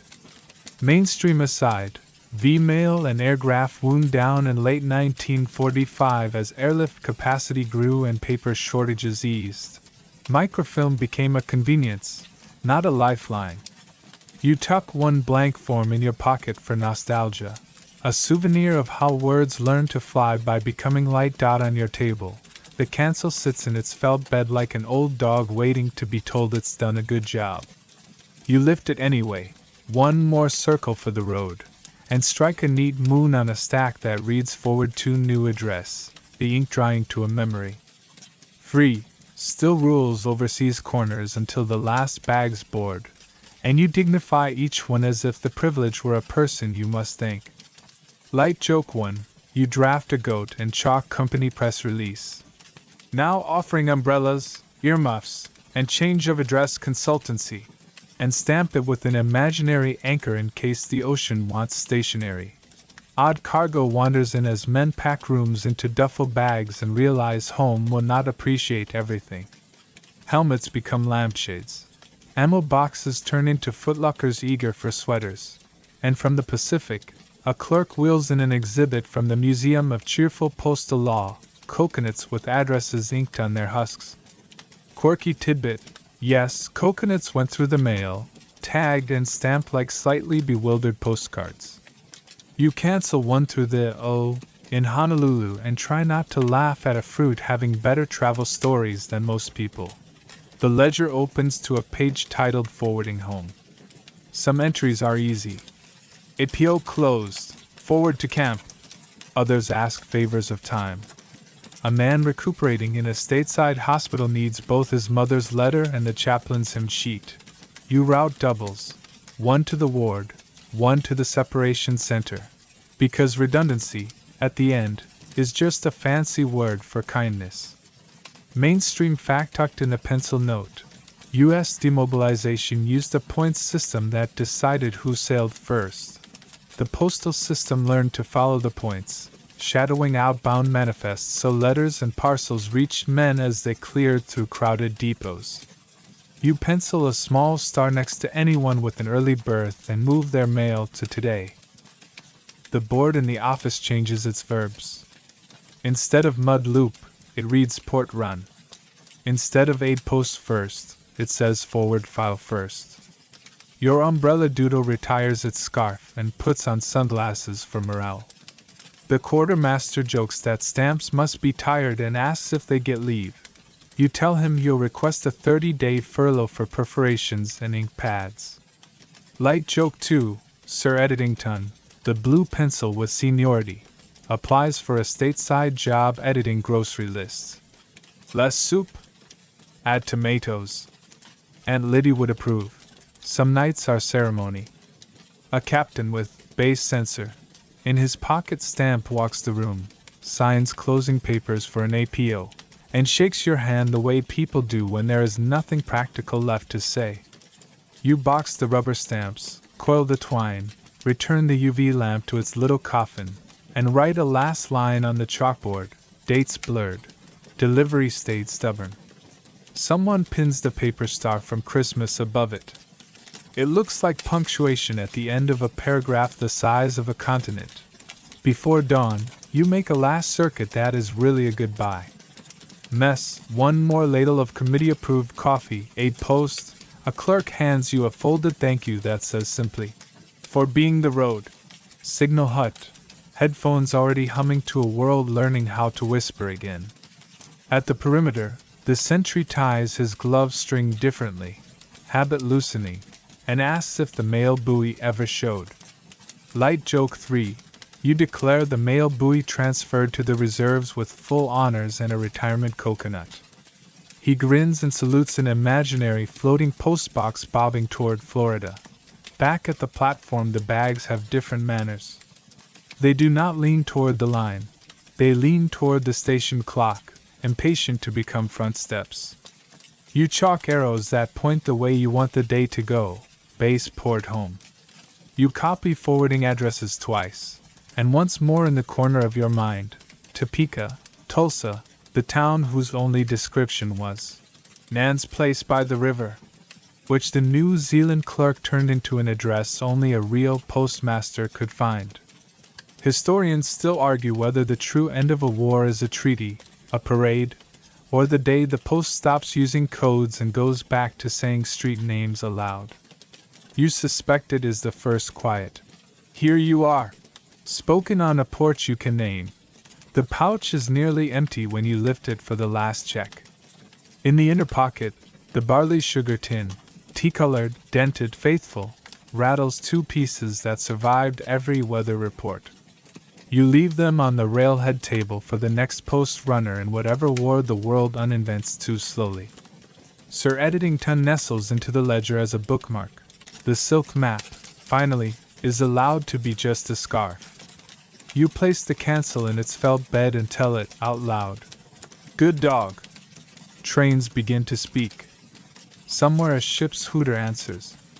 The last sacks go by net and crane, by truck and boredom, by all the humble physics that moves something from a hand to a hand. You watch until the platform forgets you, then you write the day's last line and believe it, forwarded, delivered, home. Now the room grows larger and quieter at the same time. You let the pouch rest, and with it your shoulders, and with them the small, attentive muscles behind your eyes that kept letters steady on rough ground. The chalk settles. The benches exhale the warmth of wood that has held 1,000 elbows. You notice the easy things, the steam that curls and vanishes, the thread of sun that finds a knothole and paints a soft, gold coin on the floor, the ordinary sound of a broom considering its own path. You slow your breath to match the platform's patience. Inhale as if you are folding a map along a gentle crease. Exhale as if you are tying a square knot and then letting the rope rest. Names that once needed to be carried now sit politely on doorframes a continent away. They do not ask you for anything. Every circle you struck with the hand stamp becomes a small moon settling into a dark, deep sky, and the sky is calm. You can listen without needing to keep track. Outside, a train sighs and decides not to leave just yet. Somewhere, a quiet front door opens and closes, and the sound takes its time getting here, smoothing itself out like paper under a warm palm. You picture a table lamp, a chair pushed back, a pair of shoes forgotten a little way from the mat because someone was finally too tired to be tidy. You picture a letter on the table and a hand that knows the name on it without reading. Let the platform become a porch. Let the porch become a shoreline. Let the shoreline become a line in a book that you close very softly. The night has edges again, but they are round. Your feet are dry. Your pockets are light. Rest your head where the canvas meets the wood and let the room keep watch for a while. Nothing is late, nothing is lost. You are home, or near enough to practice.